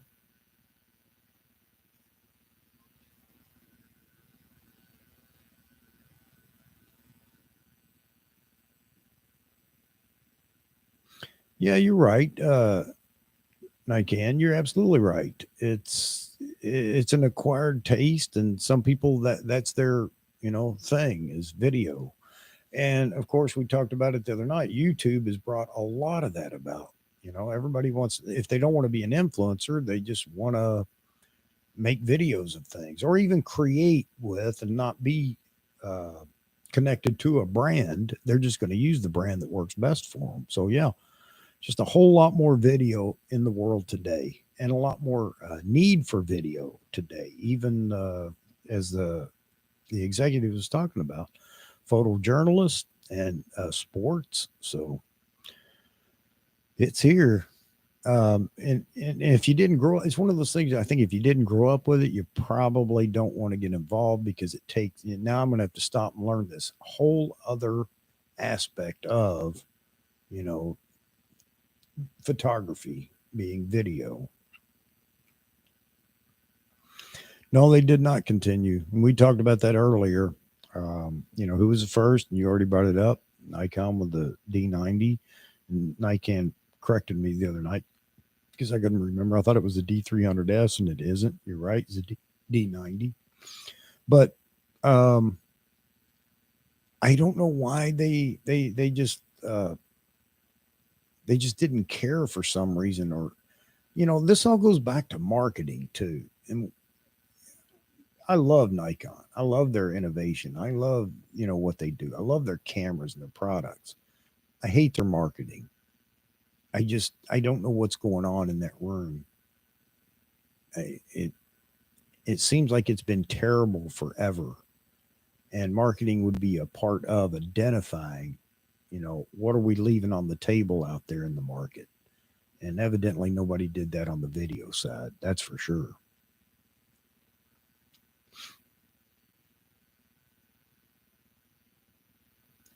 Um, Mike,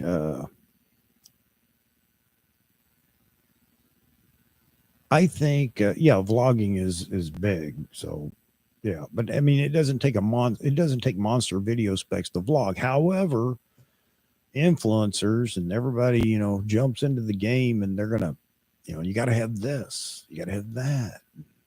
So vlogging was gonna come about. And that could be on Instagram, that can be on Facebook. But your question about would video be such a big deal without YouTube? I don't think it would have moved as fast. YouTube is definitely, it kind of plants the seed for a lot of people. They watch a couple of videos, some kids reenacting their, some TV show or whatever, and then they want to go make a video like that. I think that's how some of them come into the game of video, is they just watch and want to do the same thing. So it was going to happen regardless, but YouTube made it easier, obviously, because you have a platform that you can make a video today and stick it on YouTube, and it's seen by the world as soon as it, loads.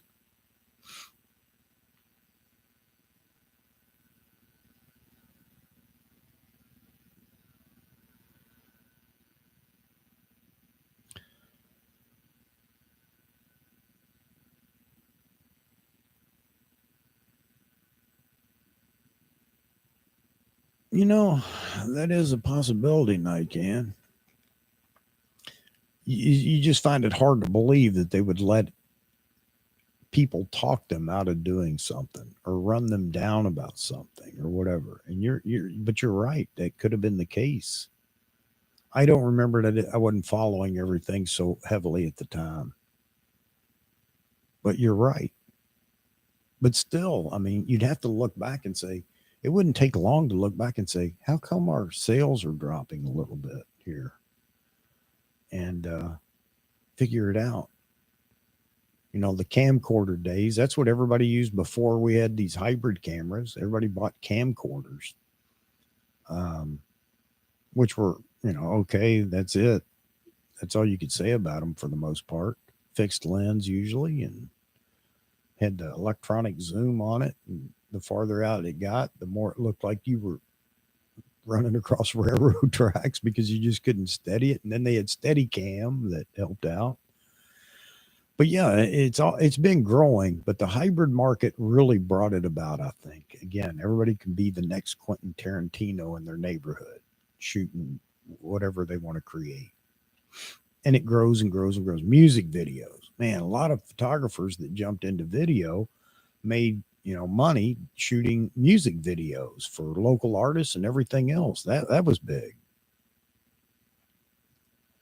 Betamax or VHS debate. Uh, yeah, it's Nikon fell asleep. Yep. Who knows? I wish someday we find out exactly, what was going on in the boardroom during all this time. Again, I think it's just aged people that were ingrained in stills photography. And Nikon has a tremendous history in stills photography with glass and cameras. And it's just hard to think that there's anything better, I guess. It's just like, yeah, reluctantly, and we'll take a chance on something. No, it's as if they never left the office and never looked out the window, never watched the TV or a computer or anything, because the signs were all around them. It was happening, and they missed it. Hey, Robert, how you doing, buddy?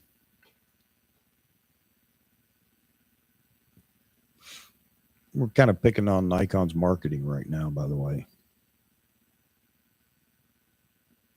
Yeah, there you go. Some of the young folks don't realize that. They get in those debates and start talking about stuff and have no idea that Nikon did build glass for Canon early on, early on. I haven't heard that brand, Nikon. Hey, Robert, do you do anything with video, or you primarily just stills? We were just talking about Cine lenses for the Z series. Is it viable? Should they do it? I think so. I think it adds more to them for marketing and everything else. Not to mention the fact that we get to use them, and I think it'd be easy for them to produce. Stills, yeah, and that's the majority of us in here. I'm beginning. I've been playing with video. I've done a little video, but I haven't done any major creation yet. So maybe the Z9 will push me to do something creative in video. French cinema lenses. Man, you just Googled everything, didn't you? You just pulled up the whole list. Uh-oh, Robert Butt. Is that something you might just look at? Video?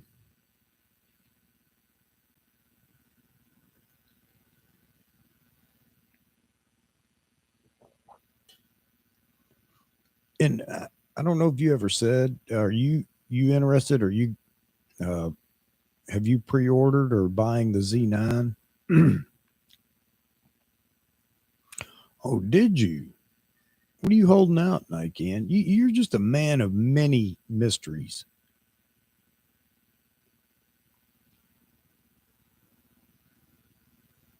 Oh, wow. The M1. Okay. Yeah, I understand. I had an old, I had 2013 model, oh, shoot, Apple laptop, and just upgraded to the 2019.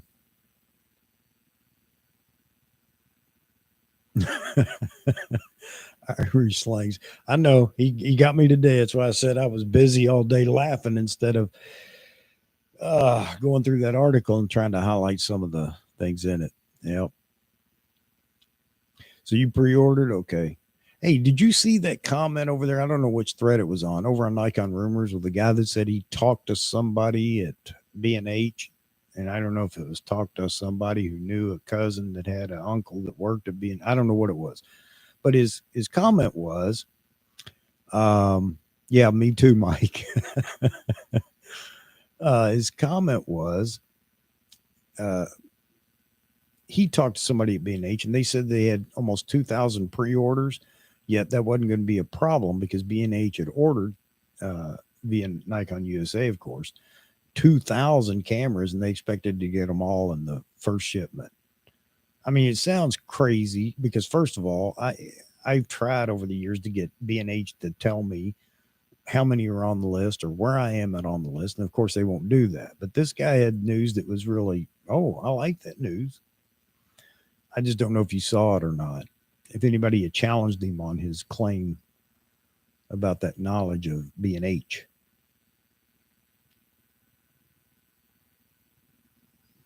Now I got to go back and catch up with Nikon. I can't keep up with him. Heavy glass adopted to or on a Nikon DSLR. Don't ask Nikon about Irish slings. We talked about that. I got more than that. I got all kinds of things. Shirts, showing me shirts with Irish slang, and it was good though. I enjoyed it. One I haven't completely looked through yet. I got to go back and look at later. I had to change my shorts.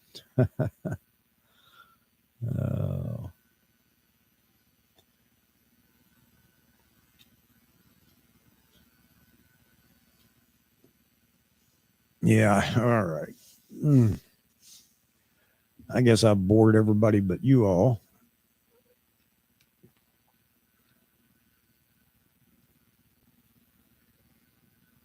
I do appreciate the support tonight. We have completely stayed off topic. But you know what? Doesn't matter. It's been fun. Yes, you were and are. uh,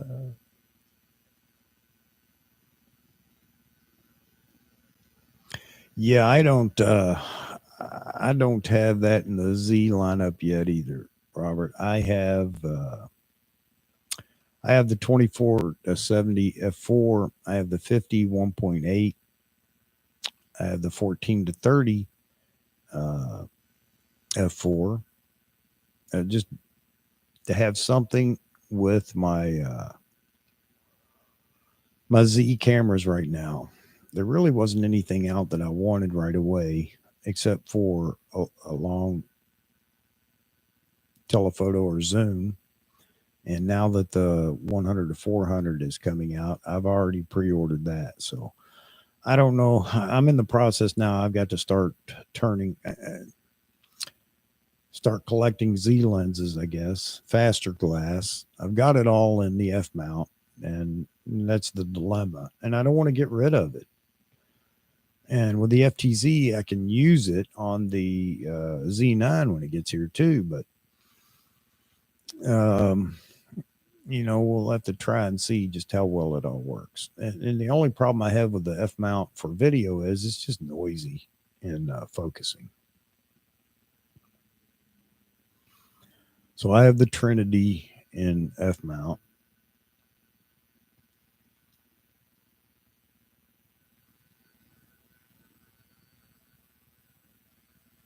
French cinema and TV. Okay.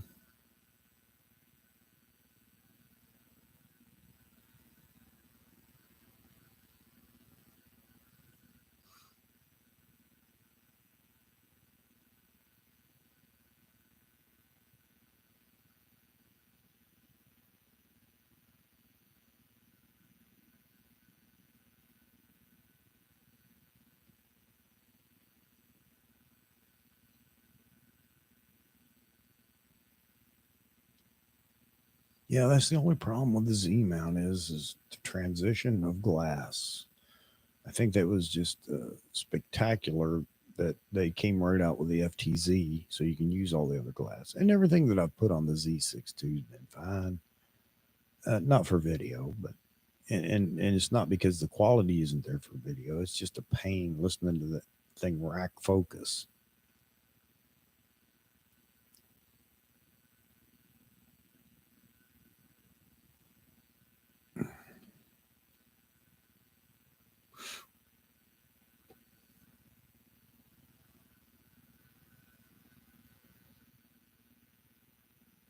How'd that go, Robert?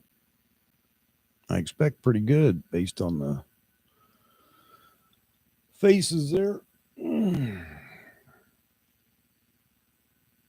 I think that's something that everybody is beginning to appreciate is the quality of these lower tier cameras. It isn't they're lower tier, but not based on quality. It's just affordability. Anybody that has them has great things to say about them. Even the ZFC all just took off. Everybody loves that camera.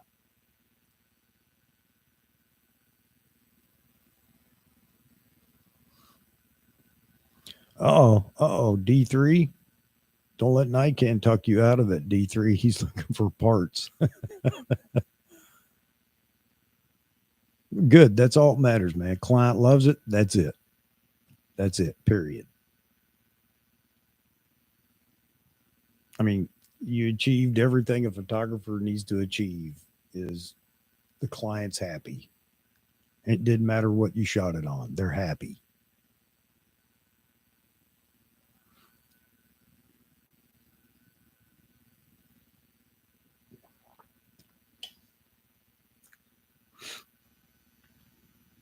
Hey, Robert, did you catch that latest because you asked about Ryan Troy the other day or other night. Did you catch his latest video with Anthony? It was an interesting talk. Really impressed with Anthony too. The guy's got great ethics and he's got it going. So I'm enjoying following his little sessions, not just with Anthony. I'm looking forward to them doing another shootout. I always enjoy that watching those.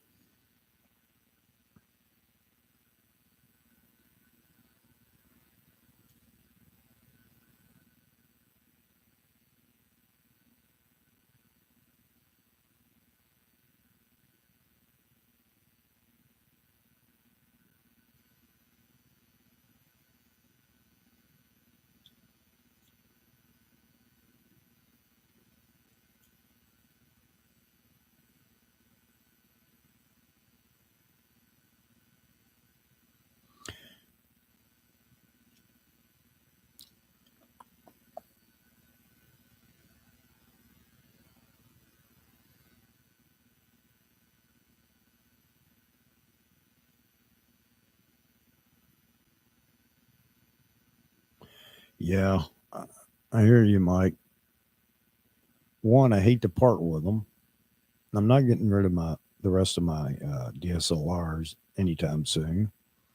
So that's one reason I hate to part with them. But then again, if I get the Z9, am I really going to be shooting the DSLRs as much? I don't know. It could come down to for the short term shooting the DSLRs also just for the ability to use the F mount glass. I don't know. I don't know. And when you do decide to get rid of them, they're going to be worthless on the market because the market's about to get flooded with a lot of F mount glass.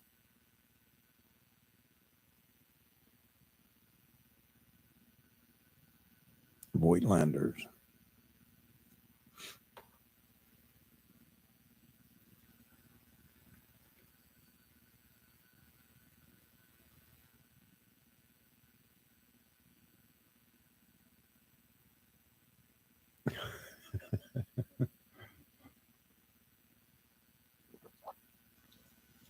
Well, I didn't notice that they'd been drinking, but now I know what session means in Ireland.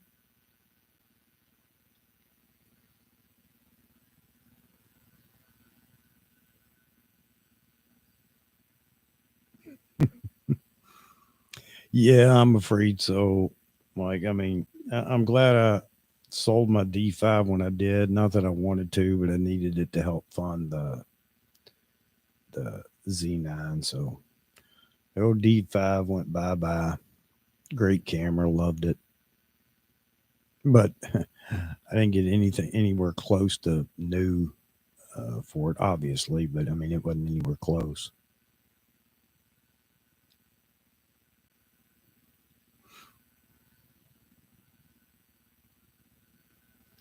Well,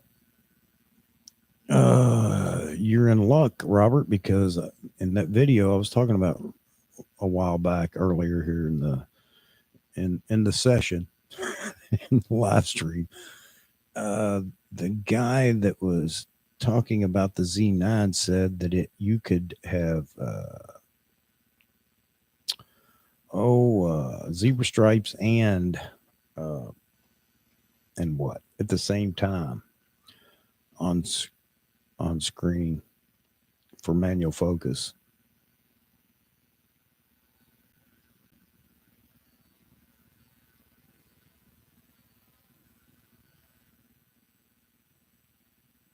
Yeah.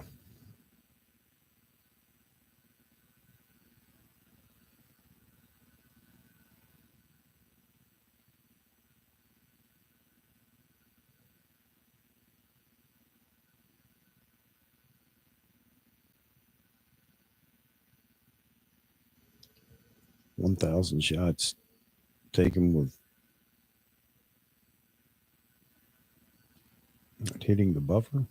1,000 shots taken without the buffer kicking in. Yeah. Are you talking about just that? That was the raw without a star or whatever that went over 1,000, and then in the JPEGs, what do you have 10,000 in without it stopping? Right there at the end of the video, he talks about it. He shows the file 10,000 shots, and he just stopped. It was still going.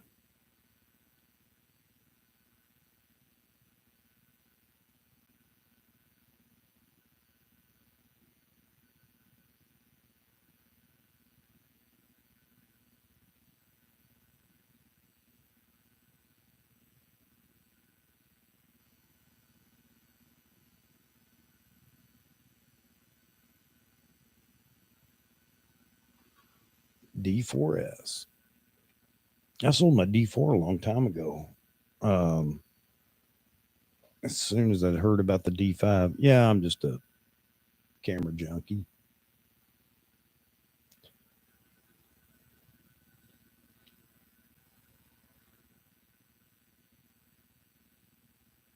12,000. Okay. Yeah, it was incredible. I mean, obviously, I don't think anybody's going to go out and just hold the button for what was it? It was only two. It was only 3 or 4 seconds for the 1,000, and then I don't know, wasn't even a minute.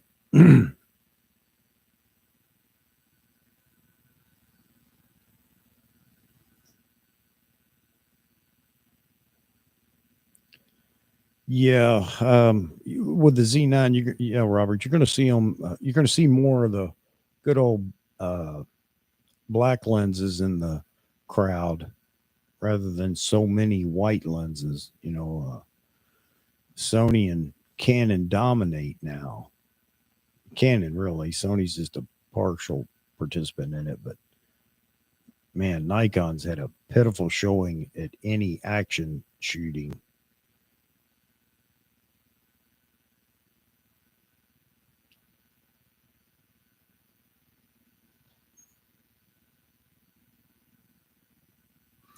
Yes, finally, black lenses to return.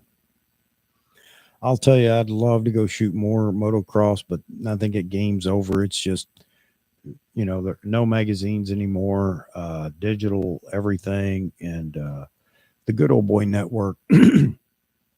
Yeah, I realized that it just wasn't going to happen for me, but I love it. I loved being out there walking the track shooting motocross. I still can do some local stuff here, but it's just not the same.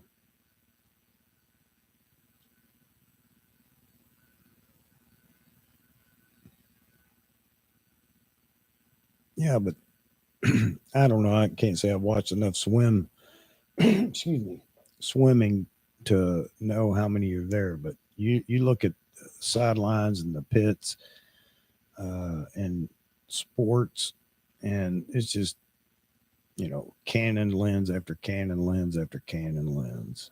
Same thing in golf.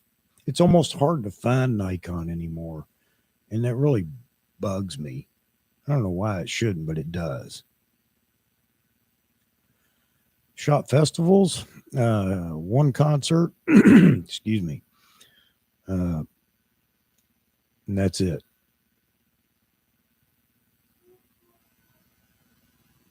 It is, Mike. It is. It's just it's two passions rolled into one because I like to ride too. Although I don't do that anymore now. Things don't heal as quick.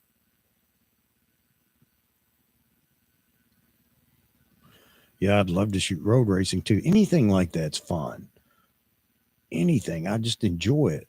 It gives you an opportunity to just catch something that nobody else has caught. And that's always the thrill of the hunt. Not do the same old, same old. Shoot, I shot cyclocross out in Salt Lake City while I was out there one time.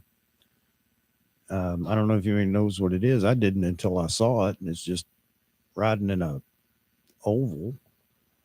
Not that it's easy or anything, but it was something to shoot. It was just fun.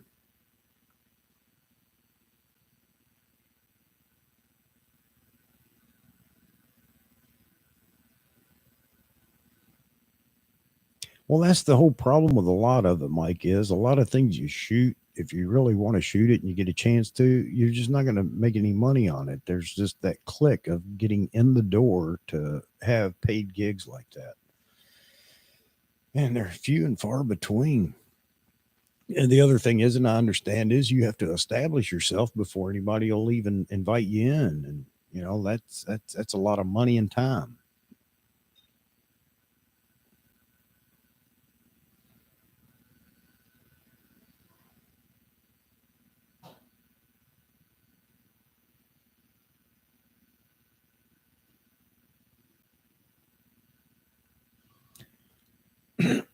Excuse me, man.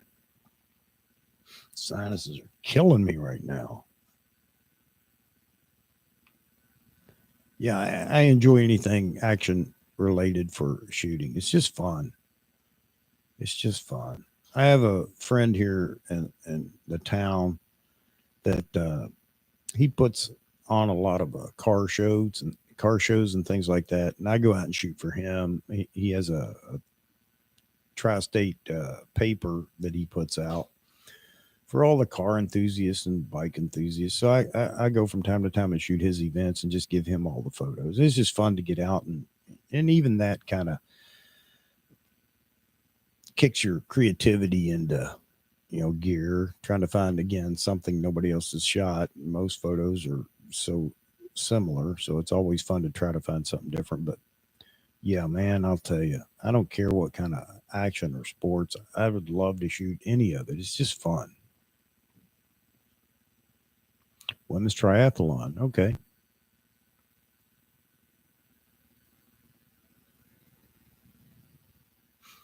And again, back to that, Robert, is it's just fun. I don't know if you feel the same way, but one, it's being out and shooting, and two is trying to find something different that nobody's caught before.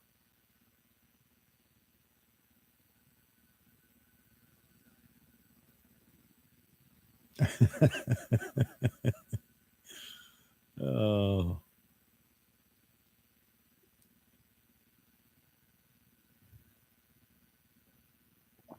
oh man.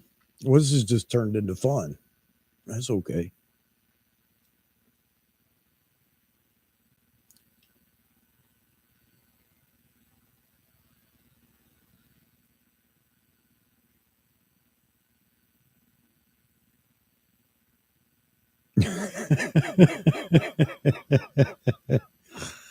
Oh man.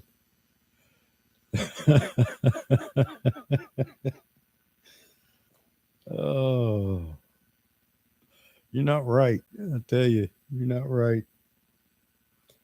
Oh,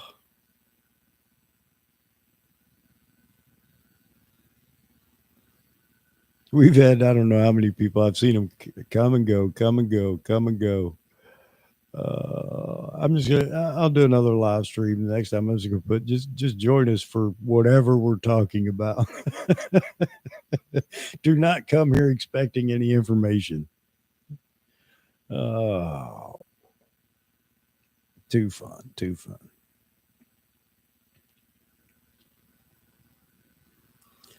Well, I hate to pull the plug on it, but I think I'm going to here in just a minute.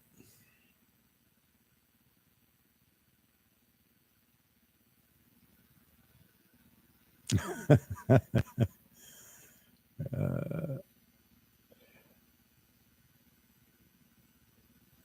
I have no idea what that means, but I'm sure when you tell me, I'm gonna laugh.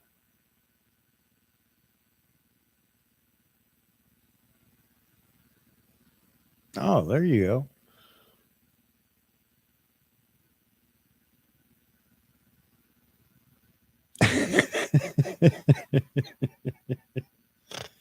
Oh,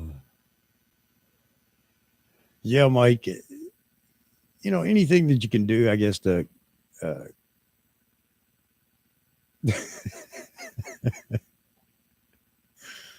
uh, I guess anything you can do, and if you just enjoy doing it and you can actually make a little money, that's great.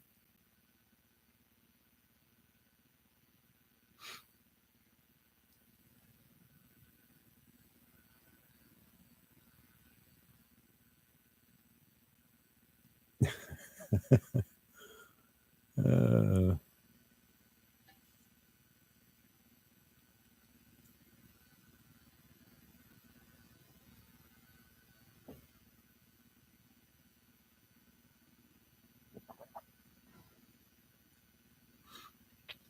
I'm just gonna leave the feed going. I'm just gonna go off and do something else. You guys are having a ball. I think it's great.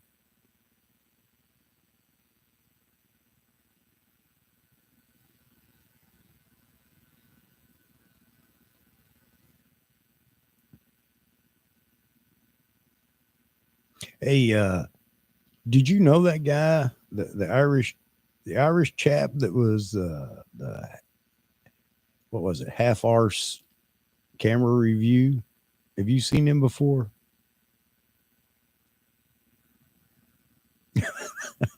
Yeah, I suppose I am, Mike. Uh,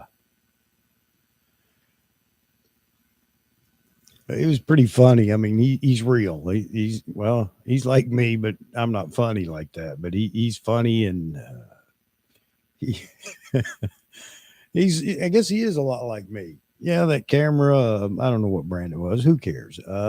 He's trying to he's trying to review the Z9. He starts talking about he was going to buy it, and then he had a conversation with his wife, 4 minutes, and she said no.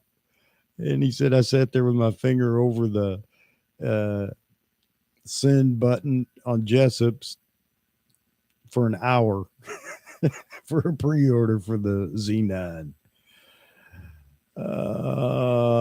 Hang on. I got Jason Boland up here still. I don't know where that guy went. Oh shoot, man. Hang on, I'll find him. It was just funny. He was funny. Funny, funny, funny, funny, funny. I have to go back to your messages, like through 500 of them to find this now. Oh, blah, blah, blah. Oh, was it here? No, no, no. Hang on just a second. Just a second. Just a second. Ah, here he is. Yeah, I'm gonna go.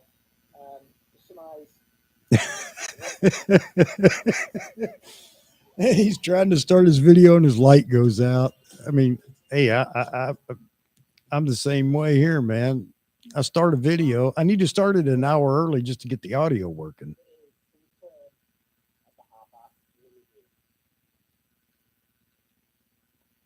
Try and put sparkles and shit.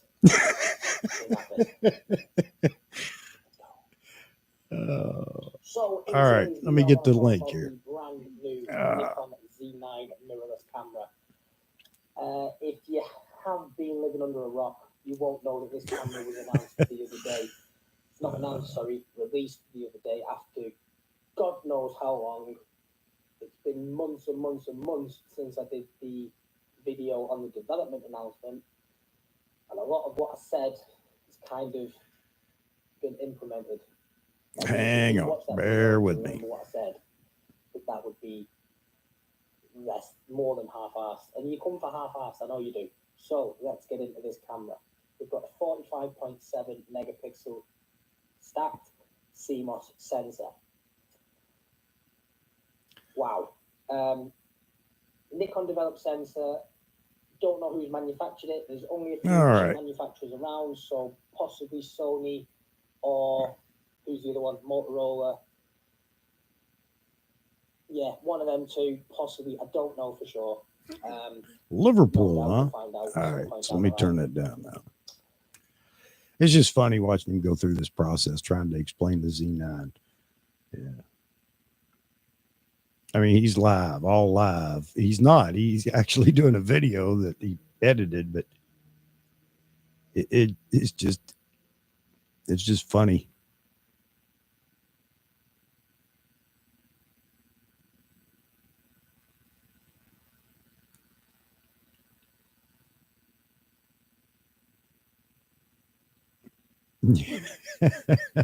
Divorce court, yep.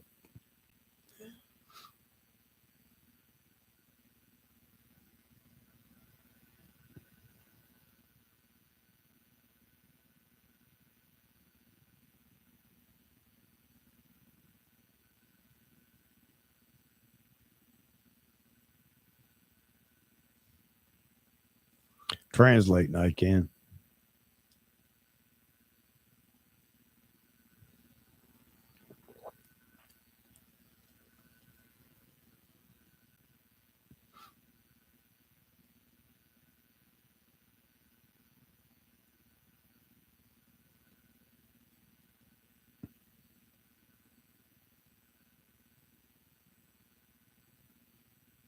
Okay.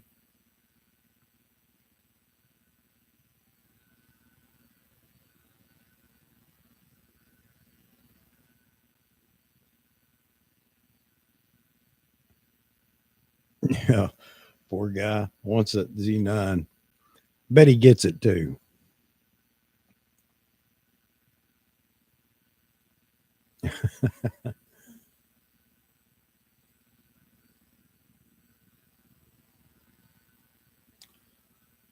Oh, when will the Z9 get here? When will it arrive?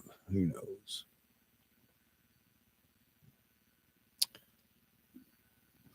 I did Seth on the little trio that got together the other night and had a discussion about the Z9 and lenses.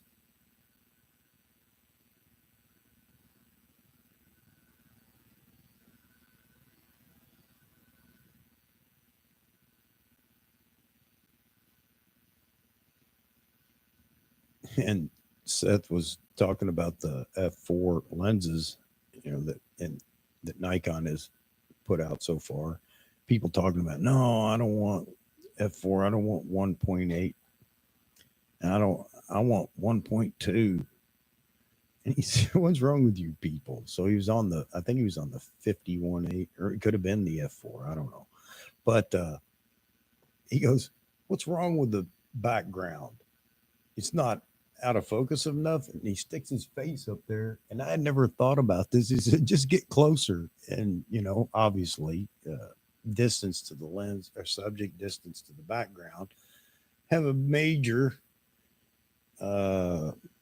portion of the out of focus area. And it was just funny because he kept sticking his face up to the lens going, is that out of focus enough for you? Oh.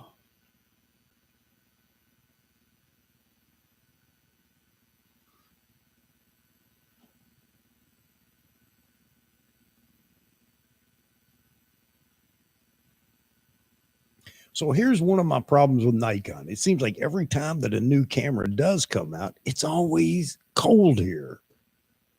And you're thinking, I can't go out and enjoy using this and showing people what it does or anything because it's just cold. Not to mention that the leaves are gone.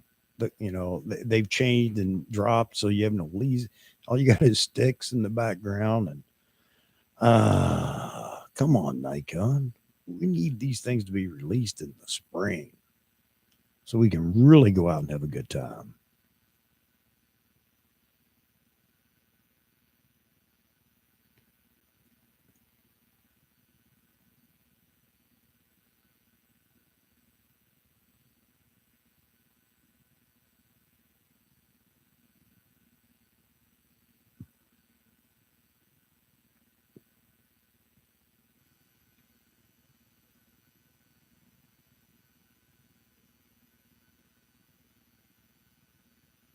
Yeah,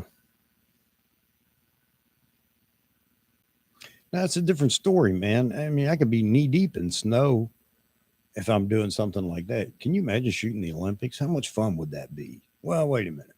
Only if I just got to shoot it for myself, because I don't want to go through all the nightmare of images and getting them to the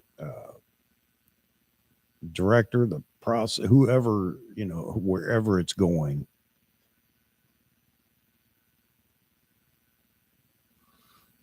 But man, it would be fun.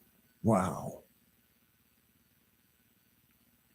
I think the Winter Olympics more so than the Summer Olympics. For me, I'd rather. I hate the cold, but I just like, the some of the events better. Mm-mm-mm. Well, there's one thing that I don't care to shoot. Somebody asked me one time, "Wouldn't you love to go shoot a NASCAR race?" Nope. Not that I have anything against NASCAR, but I mean, how much more boring could that be? Yep, there they are. Click. Here they come again. Click. I mean, you might get an accident sequence, but other than that, it's yep, there they are. Click.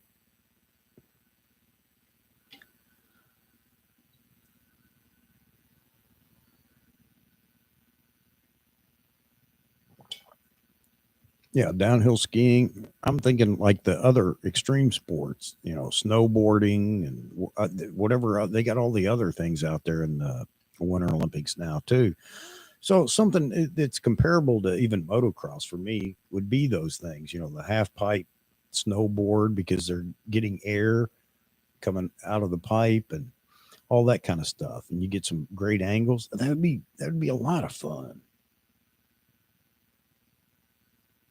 Dutch food. Uh, Ice hockey, yeah. Yeah, again, that's one of those where you're trying to get the one shot nobody's ever got before. It may be impossible, but that's what you're there doing. You're thinking, I'm going to get this one moment nobody's ever caught before. Drunken downhill skiing. Yeah, that'd be exciting.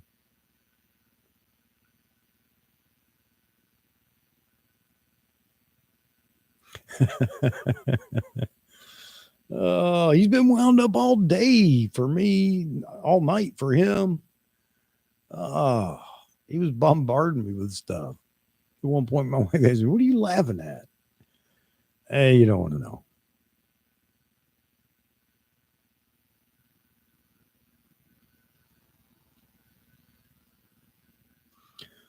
Hmm.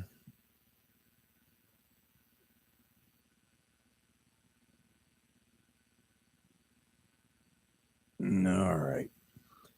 Hey, gents, I'm getting ready to pull the plug. It's not late here, but I got one more chore to do before I call it a night. 2 hours of sleep. Yeah. I was that way at one time. Once I retired from the Army, that was it. Commando Mike. And yes, I'm glad you can't post photos on the live stream.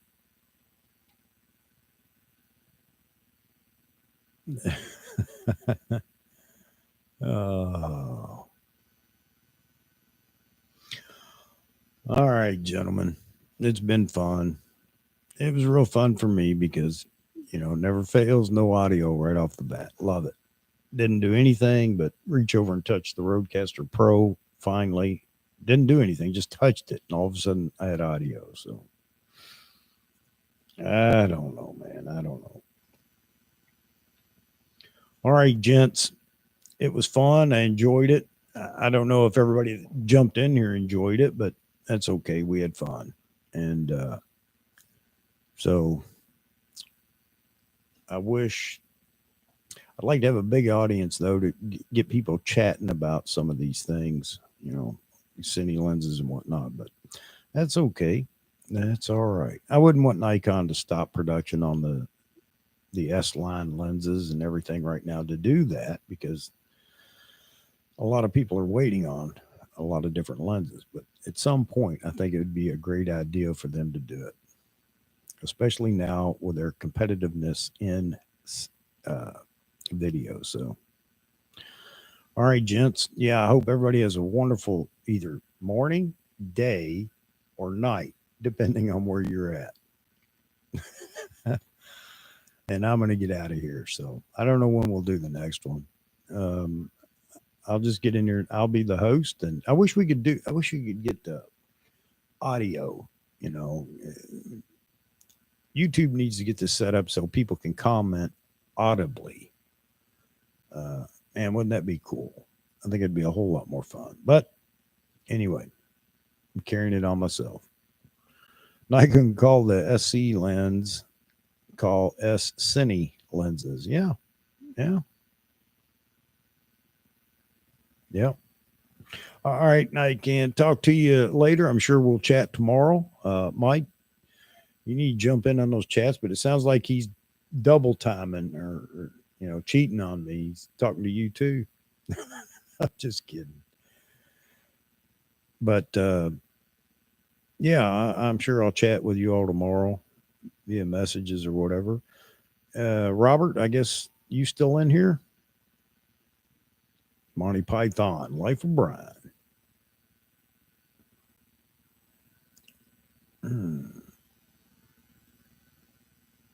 Yeah, Robert may have. Well, I don't know. Maybe he walked away from the computer, but yeah, I hope to see everybody back. Had fun.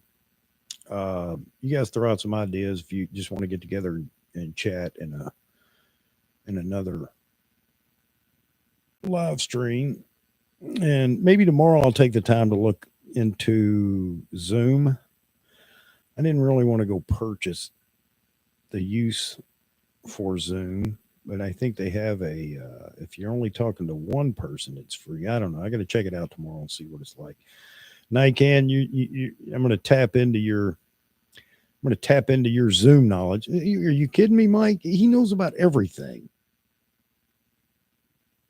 He knows about everything. He just can't get a freebie. I thought that they had the free level Zoom was with one other individual or something. If you want to go beyond one individual in a Zoom meeting, you have to purchase the next level. But I don't know. You may be right. I didn't spend any time there. I pulled it up to look at it and then got drug away before I could even look it up. Try to help. What are you talking about? I'm gonna do a FaceTime or whatever with you just so you can help me set it up. Are you kidding me?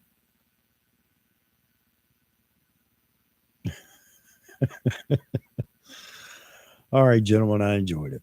And have a great morning, evening, afternoon, night, whatever applies. And I'll talk to you guys later. That's it. Let me go through this process. Boy, this thing shuts down okay, but half the time I can't get the thing started. But anyway, guys, have a great night or whatever it is there. Talk to you later.